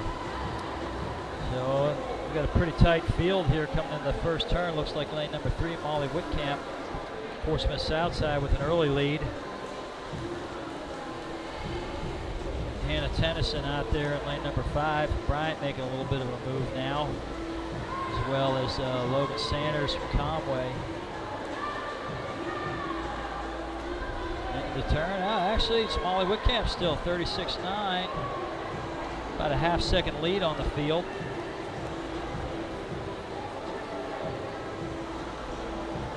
It's still tight. Come on. Backstroke just a little bit tougher, timing that turn, coming off the flags. They got to count their strokes into the wall, know when they're going to flip over. Got a DQ, looks like, one of the lanes. Yeah, out there lane number, looks like either lane 6 or lane 7, one of the Conway girls. These turns can be tricky if they start too soon or You know, they really can, and sometimes with fatigue, you have to have what's called continuous motion on the turn. If you roll over, pull through, and then there's a pause before you press your head down and flip, that'll be a disqualification, what they call non-continuous motion on the turn. So more than likely that's what happened with the girls. I didn't see that from up here. Third and final heat. Will was on the turn, Coach, so yeah, I think you're right. Third and final heat. We have our fastest girls in the water. Lane 1, we'll have Shelby Stanley from North Little Rock. Lane 2, Zoe Lincoln from Little Rock Central. Lane 3, Betsy Ponder from North Little Rock. Lane 4, Brooklyn Anderson from Conway. Lane 5, Gabby Jenkins from Little Rock Central. Lane 6, Jameson Tankersley from Conway. Lane 7, Lily Melendez from Portsmouth Southside. And Lane 8, Trinity Milby swimming for Cabot. For a real battle here. Brooklyn Anderson is kind of the cream of the crop on this. As you can see, her fly kick underwater is real strong. Although Gabby Jenkins is putting up a real nice race. She's eating a little bit of head right now.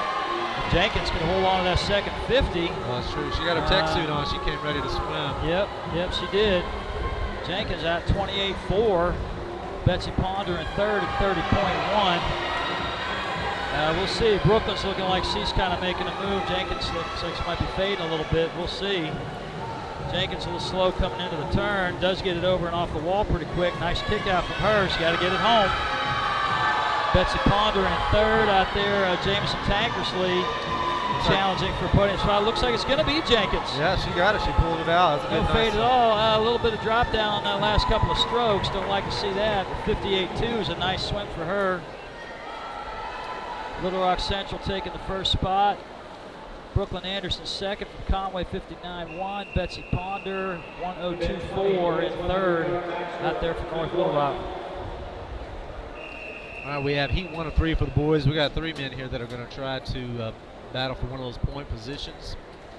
In lane 3, we have Caden Payne. He's from Bryant. And lane 4, John Peters, also from Bryant, and Chapman Redham bringing out the Bryant sweep for this heat in lane 5.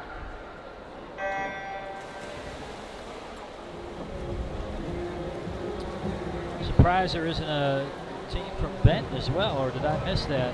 No, there's not. Bryant. I'm not sure. They may be in a different conference. Might be in a different conference, yeah. They may have sent them south, but with Benton and Bryant being so close and big-time football rivals, you would think maybe they're going to be in the same conference for swim, but who knows?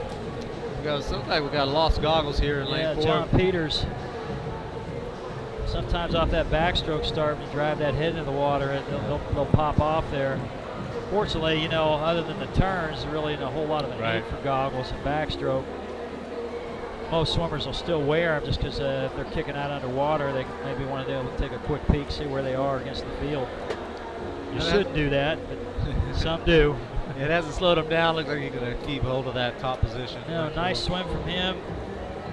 Little hesitation on the turn, that may be with the goggles, not being able to see where he is. I know he's going to want to dig and find those. Caden Payne with an open turn there, but nice push off. Chapman Redham fighting it out for the second place spot in this opening heat. And it looks like it's going to be Peters at 1:13.68. Don't know if those goggles are on the bottom of the pool or if they just slipped down around his neck somewhere. It looks like he went off. Looks like he lost it. He'll have to maybe wait for an awards break and see if he can jump in and fish those off the bottom of the pool. Heat 2. All right, we got these guys competing for points here. In lane 1, we have Cameron Sandin for Cabot. Lane 2, Matthew Lee for Little Rock Central. Lane 3, Matthew Wendt for Central. Lane 4, Peyton Price for North Little Rock. Lane 5 is Mikey Hathaway for Catholic. Lane 6, Samuel Vincent for Bryant. Lane 7, Andrew Marr for Conway. And lane 8, Tristan Taylor for North Little Rock. Yeah, going to need to see something here from Wynn and Lee if they're going to move up on the standings a little bit on the team-wise. Mikey Hathaway with a nice kick out there in lane number 5 from Catholic. Looks like he's out to an early lead as well. And from a point standpoint, Conway is the swimmer in this heat's in lane 7. Yeah. So it'd be nice to get some. So the Central boys are ahead out there. Hathaway's getting a challenge here from Peyton Price from North Little Rock. Kind of see what he can do on this last 25. Hathaway a little bit better off the wall with the kick out. See if he can kind of up that tempo on the last 25. Here comes Matthew Wynn in lane number 3. If he can jump in there and grab a third place, that would kind of help the team. Matthew Lee looks like he's going to be 5th. He does. 58.05 for Wynn. Matthew Lee, 59.55. Taking the top spot, Mikey Hathaway, Catholic, 57 flat, with Peyton Price second, 57.6. Nice swims from all those guys. Yeah, good swims for Heat 2. Heat 3 is going to be in the water. We got our fastest boys. Yeah, look for Andrew Rogers out to an early lead here with that great kick out. So who do we have in the water, Dave? Sorry. No, it's all right. Lane 1, we have Austin Melton for Cabot. Lane 2, Cole McCollum for Little Rock Central. Lane 3, we have Brock Godby for Cabot. Lane 4, Andrew Rogers for Conway. Lane 5, Nico High for Little Rock Central. Lane 6, the other twin, Blaine Godby and Lane for Cabot. And Lane 7, Gavin Blaylock for Conway. Lane 8, Simon Moreau, his teammate, also for Conway. Yeah.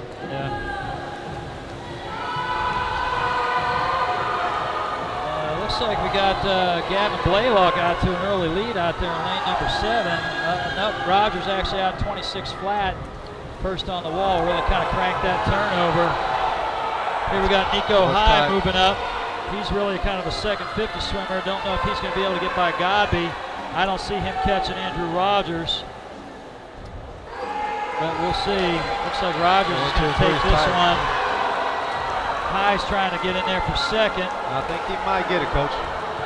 Looks good. Looking for the wall. Got to know where he is. 54.04 is the best time for him. Rogers first at 53.35. Third place, 54.97, Brock Godby. Cole McCallum all the way down there at 7th, 56.8. Fourth was Blaine Godby, his brother. The Godby brothers go 3-4, 55.1 for him. No surprises there on those seeds. No, with the breaststroke coming up. I don't know, just off the top of my head, I wouldn't think that there was much change in the positions with the teams.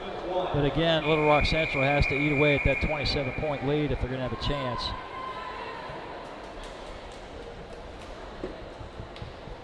Here we go with girls 100 breaststroke. Girls 100 breaststroke, first in the water of 3 heats. We have jumping lane 1 to lane 2, Charlotte Bryant from Bryant. Lane 3, Chloe Upton from Conway. Lane 4, Anya Hartman from Cabot. Lane 5, Emma Eaton from North Little Rock. Lane 6, Gabriella Light, Little Rock Central. And lane 7, Madison Tichetti from Mount St. Mary's. There we go. This is breaststroke's a much different race, kind of what they call a short axis stroke.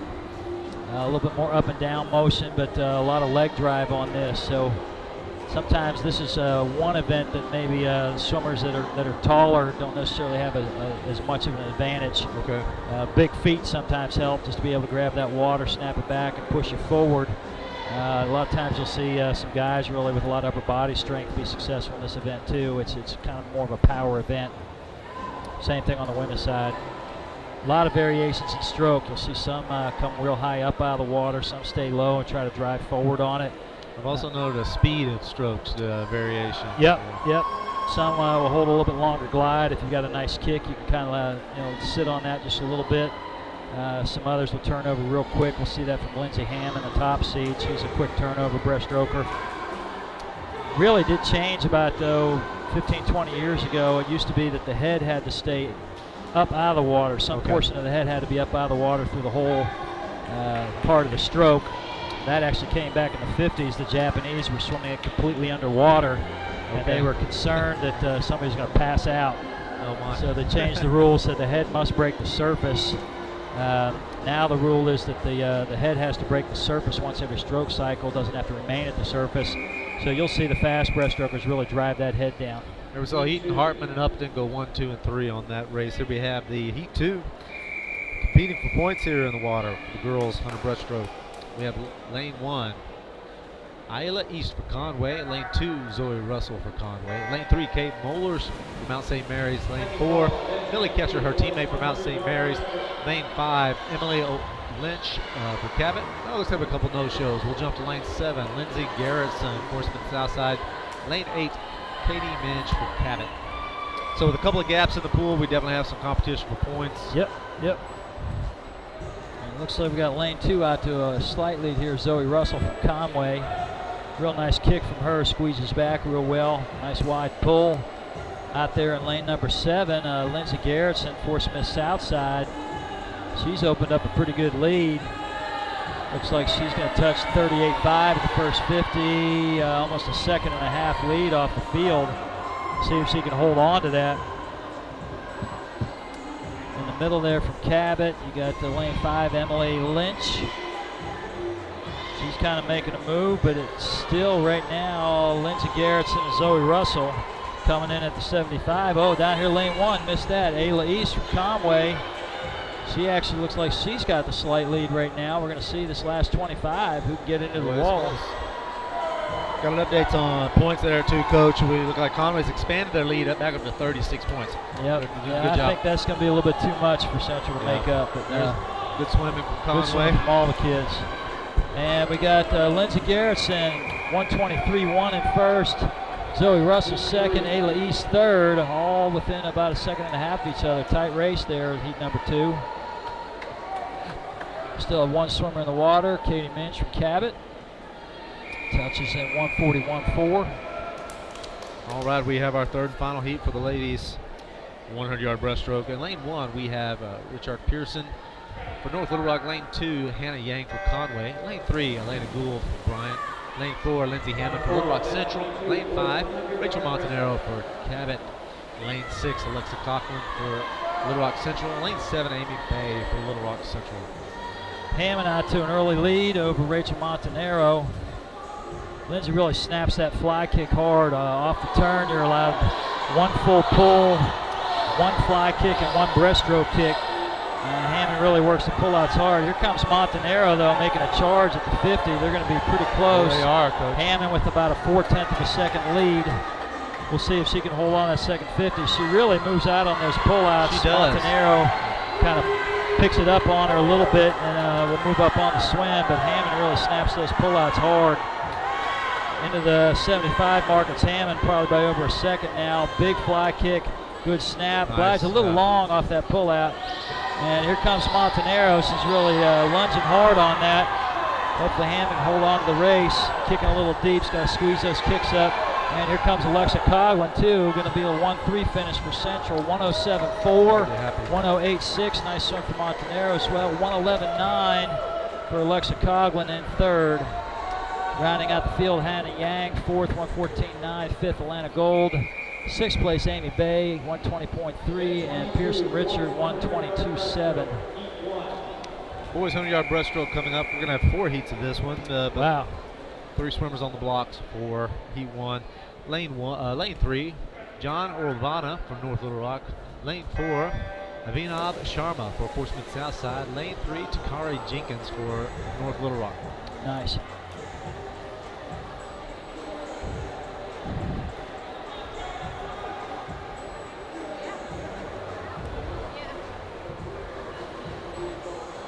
And at the first 25, Abhinav Sharma, Portsmouth Southside of the Little League, although Takari Jenkins, big pull out there in lane number 5.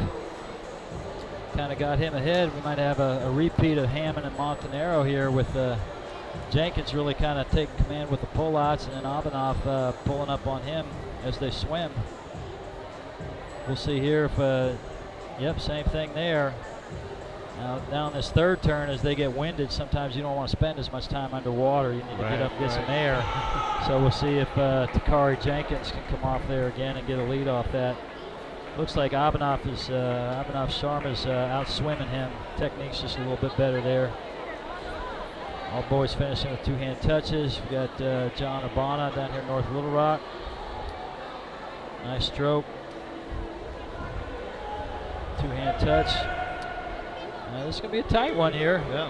I know it's our first heat, but looks like Takara Jenkins maybe might have a little length on him. No, I think it's going to be Sharma. Yep. 130.4, 130.9. Tight race between those two. And John Orbona bringing up the back side of that. 145.4. All right, heat 2 is on the blocks, getting ready to swim here. We have empty lane 1, we jump to lane 2, Carter Miller from Bryant. Lane 3, Paul Mollers from Catholic. Lane 4, Joseph Buckman for Little Rock Central. Lane 5, Cameron Loftus for Bryant.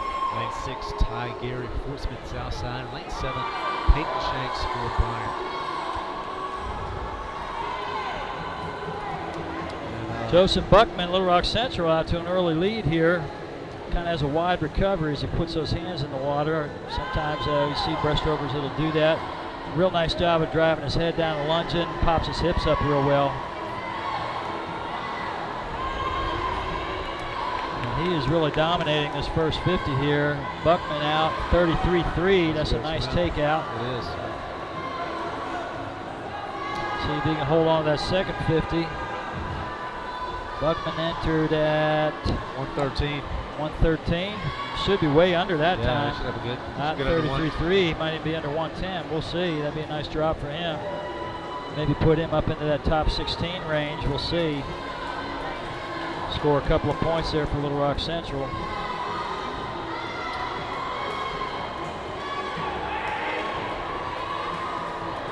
And Buckman continues his lead.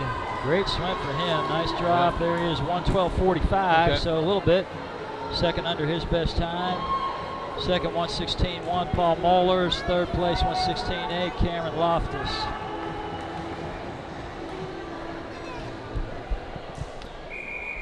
All right, we got heat 3 of the boys fighting for points here. For the boys breaststroke, lane 1, Aiden Shaw for Bryant. Lane 2, Lathan Aladame for Little Rock Central. Lane 3, Sam Kaplan for Conway. Lane 4, Lawson Ashley for Catholic. Lane 5, Jay Cale for North Little Rock.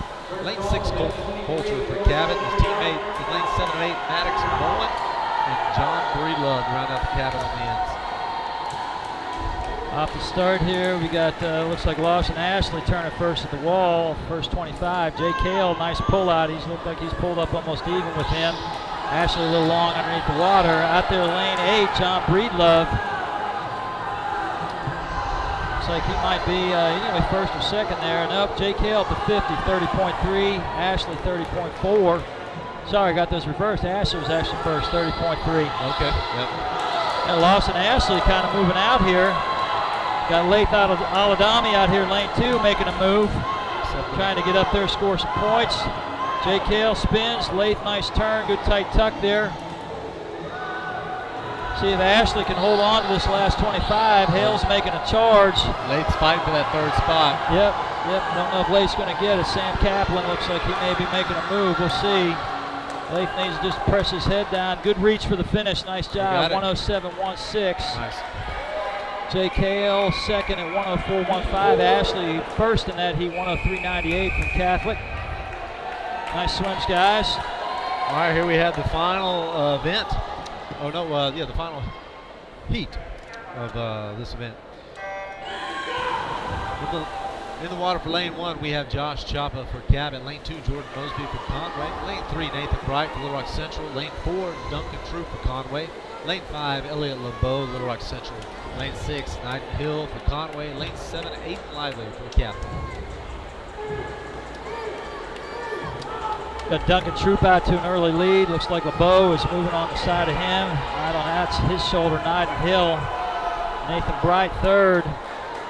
Actually, Nathan Bright fourth. Jordan Mosby ahead of him. Now, Bright's a 200 breaststroker, so he tends to make his move in that second 50. Don't know what's going to have. Troop looks like he's got a lead here. We'll see what happens off this turn. Bright and LeBeau really got to move if they're going to catch him. Troop's got a big-time pull-out. We'll see. LeBeau looks like he's making a move. Could go past him. I think he will. Don't know if Bright's going to be able to get past Troop or not. Yes, they did. 1-2'd it. LeBeau 58.7, Bright 58.9, Duncan Troop 59 flat, with Mosby fourth 59.6. Good fight back for Little Rock Central, coming from behind, making the upset. I know they'll be happy with those. Not enough points, like you said, but nice to see them fight still. Yeah. Good swim. Well, they'll look to try to win this 4 in a free relay, and it may just be for pride that they do that. You know, on the one side, you could say that on the swimming side of things, Little Rock Central did kind of outswim the field here. But 66 points on the dive, that's a ton to make up. Good strategy by the diving teams that came prepared, boosted their point totals. good job on the part of Conway to go out and recruit some divers. You know, Yep. that's always something you need to have happen. For sure. So, rounding out the field, we had 5th place Nyden Hill, minute .77, Aiden Lively, 102.8. I don't see a time for Bratton Ashley out there in lane 8. Did he swim? Well, we had no, you know what, I'm not sure. I think he was a no-show and possibly another event as well. Could have been, yeah, it might have been 6. So, here we go. We've got one event to go, the 400 freestyle relay. That's going to be a battle again between Little Rock Central, Conway High on the boys' side. Little Rock Central girls should walk away with that one. They've got a pretty strong 400 free relay. Yep. So it's looking like Central girls I don't think can be caught, so they're going to be district champions for 2020. Congrats to them. And looking like the Conway boys are not going to be caught either. But again, that relay's going to be for pride. It will be. And you see all these guys are swimming for pride, and they've got that team spirit going. The home crowd is excited. You know, they're going to. Exactly. And they understand their deficiencies. They knew coming in they would be handicapped without having a dive team, and they fought through as best they can. But we're glad to see them making some surprises. Yep. Yeah. Well, the state meet, you know, the other thing with the district meet is a lot of times kids are shooting for qualifying times. They want to get up there and make those cuts, get in there. With the state meet, there is a qualifying time, but they do take, I think, at least 16 swimmers. So sometimes there's a kid that doesn't necessarily have a cut, but they get in because they're 16th fastest. So there's some kids fighting for some spots there. And it's going to be a whole different ball game. There are going to be a lot of other divers up there at the state meet. So that will displace some of Conway's points. Don't know how their divers stack up against the rest of the state. Right. Then you got a whole lot more competition within the races. So sometimes kids that are getting 5th or 6th here at a district meet are going to be non-scorers at the state meet, or you know, maybe 15th or 16th. So it wraps up a whole lot differently. That'll be 2 weeks on February 29th up in Bentonville at the Bentonville Community Center. And you have some really good swimmers that, not even knowing exactly what event they'll be in, you got someone like a Ryan Husband who can very well compete for some spring events, at many events. Yeah. So depending on where some of those elite swimmers or some of those dominant swimmers, what they choose to compete. Exactly. So if you want to catch that, I think Little Rock Central will be swimming in the afternoon. Is that correct? I believe so. It's going to be the 29th of February. So that'll be, have to check the schedule on that. If you go to AAA website, or I'm sure if you Google the Bentonville Community Center, they'll probably have something on it up there as far as times go, when the events are starting. But if you want to make the trip up there, that should be some great swimming. You'll see the fastest swimmers in the state up there. And it's a very raucous environment. It's shoulder to shoulder. Yes. And tight deck space on that one. A lot of emotion in the room, a lot of energy. The state of Arkansas really doesn't have, other than maybe the Hyper building, which is very tough to get, but doesn't really have a premier competition pool that has sufficient seating, you know, for an event like that. So it's kind of tough. UALR has hosted a lot of events over the years, but not a lot of spectator seating is kind of the knock on this pool. A great facility otherwise. The Hyper building up there at University of Arkansas does have the seating, but a lot of times they're hosting SEC meets with the women's team up there, or something else is going on.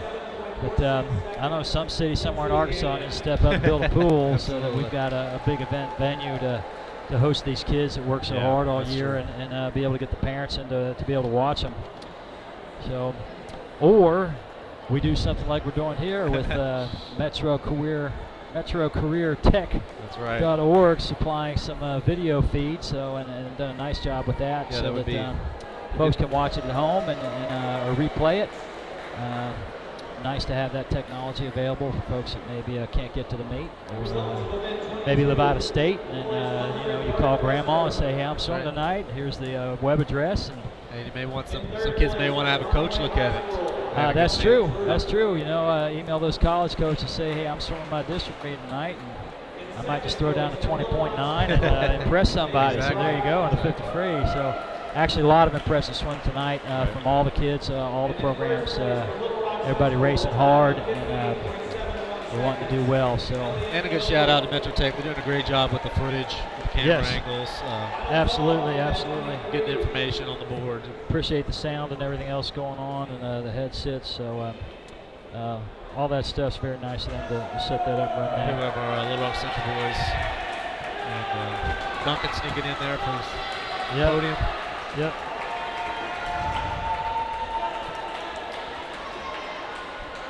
So just for the sake of keeping up with things, on the men's side, Conway's up by 41 points, so that cannot be made up. We're sneaking ahead even more. Even were Little Rock to win the relay in Conway, not that we'd wish that on them, get DQ'd.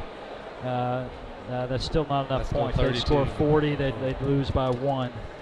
So they did make up about 21, looks like 25 points on there off the dive, but not quite enough. So Conway looks like they're going to take the district title back from Little Rock Central. On the boys' side, girls look like they're going to get another. Actually, Little Rock Central girls, their first district title, I think, a little bit. I think Cabot won that last year. Okay. So nice job, a little switch for them. But and we've got our 400 free relay. We got 2 heats on this, or just the 1 heat? We just got the 1 heat, coach. Girls 400 freestyle relay. We got lane 1. We got empty, but lane 2, Mount St. Mary's. We got Sarah Roundesville. Lane 3, Little Rock Central. We have Ainsley Jenkins. For the Cawampus Cats in lane 4, Emily Holman. Lane 5 for Cabot, we have Abigail Thomas. For Bryant, lane 6, Sarah Weaver. And North Little Rock lane 7, we have Annabeth Stuff. Okay. And here we go with Ainsley Jenkins already opening up about a half body length lead, almost full body length lead in the first turn. She is a distance swimmer, but she can also get up and go when she needs to in that 50 and 100 free. Nice to be able to have somebody that's good at all distances like that. Very efficient stroke on her part. This should be a good swim for them. They've also got Gabby and Rachel coming up. Yep. And Alexa. Yeah, it looks like Alexa Coughlin there on the second leg. Ainsley looks like she's going to have about a 3 or 4 second lead for her. Conway, can't tell who that is. Looks like Adrian Robinson will be going second for them. Conway and Cabot kind of in a dead heat right here for second and third. 4th place out there, North Little Rock, Mountain 5th, and it looks like Conway in 6th. So nice kick out. Actually, gosh, 53.6 for Ainsley Jenkins. That's a big time swim, almost a 5.5 second lead for Alexa Coughlin. Nice. Don't know that anybody's going to catch her. So it looks like Conway and Cabot are going to be battling out for 2-3. Sorry, it was Bryant rounding out the field. Coughlin out in 28.4. Conway made up a little ground, 27.6 from Adrian Robinson there. That's not going to be enough with Gabby and Coughlin Rachel. really doesn't have a sprinter stroke. Not a whole lot of tempo out of her, but she does pull a lot of water. Pretty smooth swimmer, nice kick from behind her. And Conway's opened up a pretty big lead over Cabot, so we'll kind of see how the third leg goes. It's got Gabby Jenkins in the water for Little Rock Central. Looks like Coughlin was right around a minute point. That's the best time for her. Should be happy with that contribution. Who's in for Conway right now? Third leg. Conway, looks like we have Jameson Tankersley. Jameson Tankersley, okay. With Gabby Jenkins. And Cabot's got Rachel Montanaro. Now Cabot's got Jessica Bonfeld on the back side of that. Don't know who's anchoring for the Wampus Cats. Brooklyn Anderson. I don't know that Jessica's going to be able to catch her. Brooklyn's pretty tight on that last 100. And then we've got Rachel Zhang, who was your district champ in the 100 free on the backside of this. Yeah. Barring some kind of major catastrophe, she's not going to get caught. So it looks like the order of finish isn't going to change much. We got Little Rock Central out to almost a half a length of the pool lead here. Jenkins splitting about a 54.6. Tankersley touching second. He's showing about 57.3. And Cabot third. Jessica Bonfeld's going to get after it, but I don't think she's going to catch Brooklyn Anderson. Nice fly kick from her off the wall. And Zhang's very smooth. Looks like she's kind of cruising at 26.2. Yeah, she's just going to swim fast enough for first.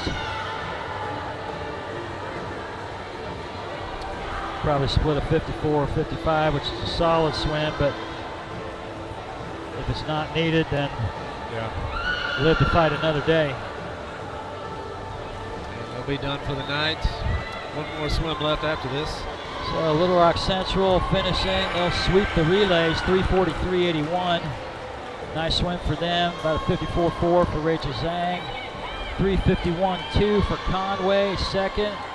And Cabot will get under 4 minutes, 3:57.19. Not really much race here. There's pretty much a good bit of distance separating each spot here. Looking like Bryant's going to be fourth, North Little Rock fifth, and Mount St. Mary's sixth.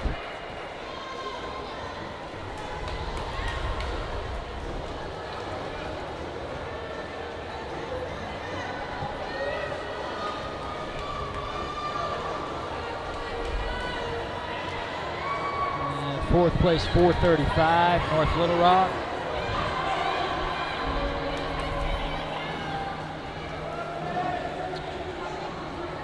Bryant's going to be fifth, and my bad. Mount St. Mary's fifth, 4:46.9. Bryant's going to be sixth, and they're going to come in rated about 5 minutes, 5:00.2. So here we go with the guys, and again, once again, we're going to see Little Rock Central and Conway High School. Here's who we have on the blocks, Coach. In lane 1, Bryant, we have Eli Matthews. Lane 2 for North Little Rock, Hudson Cameron. Lane 3 for Cabot, Thomas McDonald. Lane 4 for Central, Logan Wilson. Lane 5 for Conway, Andrew Rogers. Lane 6, Ashton Bailey for Northside. Lane 7, Mikey Hathaway for Catholic. There you go. Thomas McDonough, nice start from him. Looks like Logan Wilson into the turn first. Now, Wilson's pretty much a sprinter. Andrew Rogers a little bit more on the endurance end of the thing. So look for Rogers to probably pull away from him on that last 25. Wilson's got to keep him in range. He's out fast, 23.9. That's 2/10 of a second faster than his 100 free. See if he can hold Rogers off on this last 50. Here comes McDonough. He's making a move too. Yeah, really tight. So we got Cabot, Central, and Conway. Then Rogers off that turn. Nice kick out for him. Looks like he's going to have a nice leadoff swim. Mikey Hathaway throwing out a pretty good swim out there for Catholic out in the outside lane. Rogers 49.8. Logan Wilson 50.9. Here we go. Into the water got Nico High. And I'm not, who else we got there? Well, it looks like Jeffrey Bloomfield for Conway. Conway. Nice tempo from Jeffrey. Nico can't quite match that. We'll see if he can get him in the second 50. And we got Cabot edging up. High kind of caught Bloomfield off the turn a little bit. We'll see if second 50. And it looks like we got Jack Forrest up for Central. Who do we got there for Conway, Dave?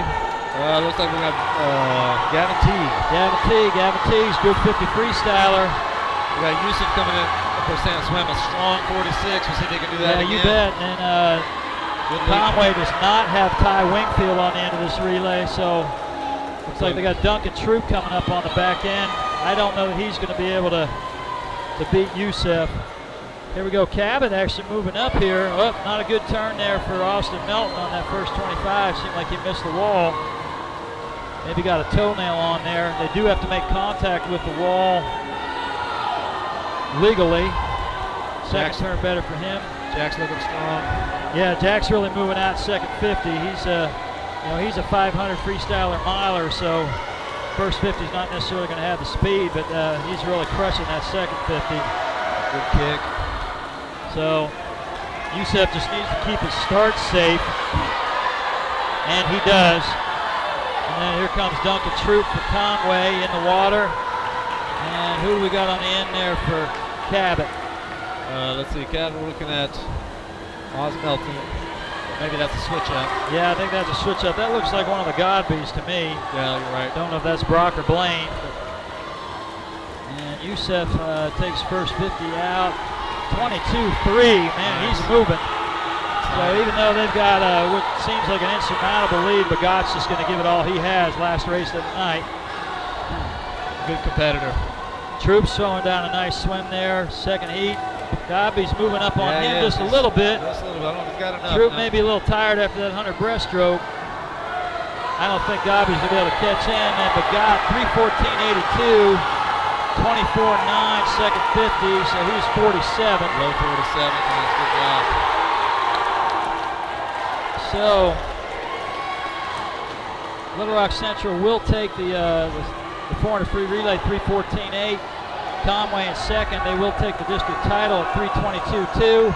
And Cabot third, 3:24.9. So a lot of great swimming here tonight. Yes, I have. Great to see the kids, cheering and yelling, having a good time, and that's kind of what high school sports is all about. So, yeah, we'd love to see the sport of swimming grow, enthusiasm for it, participation. Absolutely, absolutely. Good atmosphere to make that happen. Well, been nice calling the meet with you, Dave. Yes, sir. We might have to sign off here. So, Hope it's folks, been a lot of fun. Appreciate your insight, Coach. It's always great to have. Glad to. The expert observation out under there. Well, you've seen enough swimming too. You had a lot of good color commentary, so nice to have that for the kids, and I hope the folks at home maybe got a little. If they don't know swimming, maybe learned a few things, and I hope it was exciting to watch it and maybe even rewatch it. Yeah, So you got share it on Facebook. Invite family and friends to come and rewatch this. It'll still be on the Metro Tech, Metro Career Tech Facebook page. Great. Share that with your family. Yeah, and friends. Call your folks up. Say, look at what my kid did. Yeah, exactly. You know? There's All the right. proof. Well, you have a good night. All right, have a good night. We'll sign off. Yep.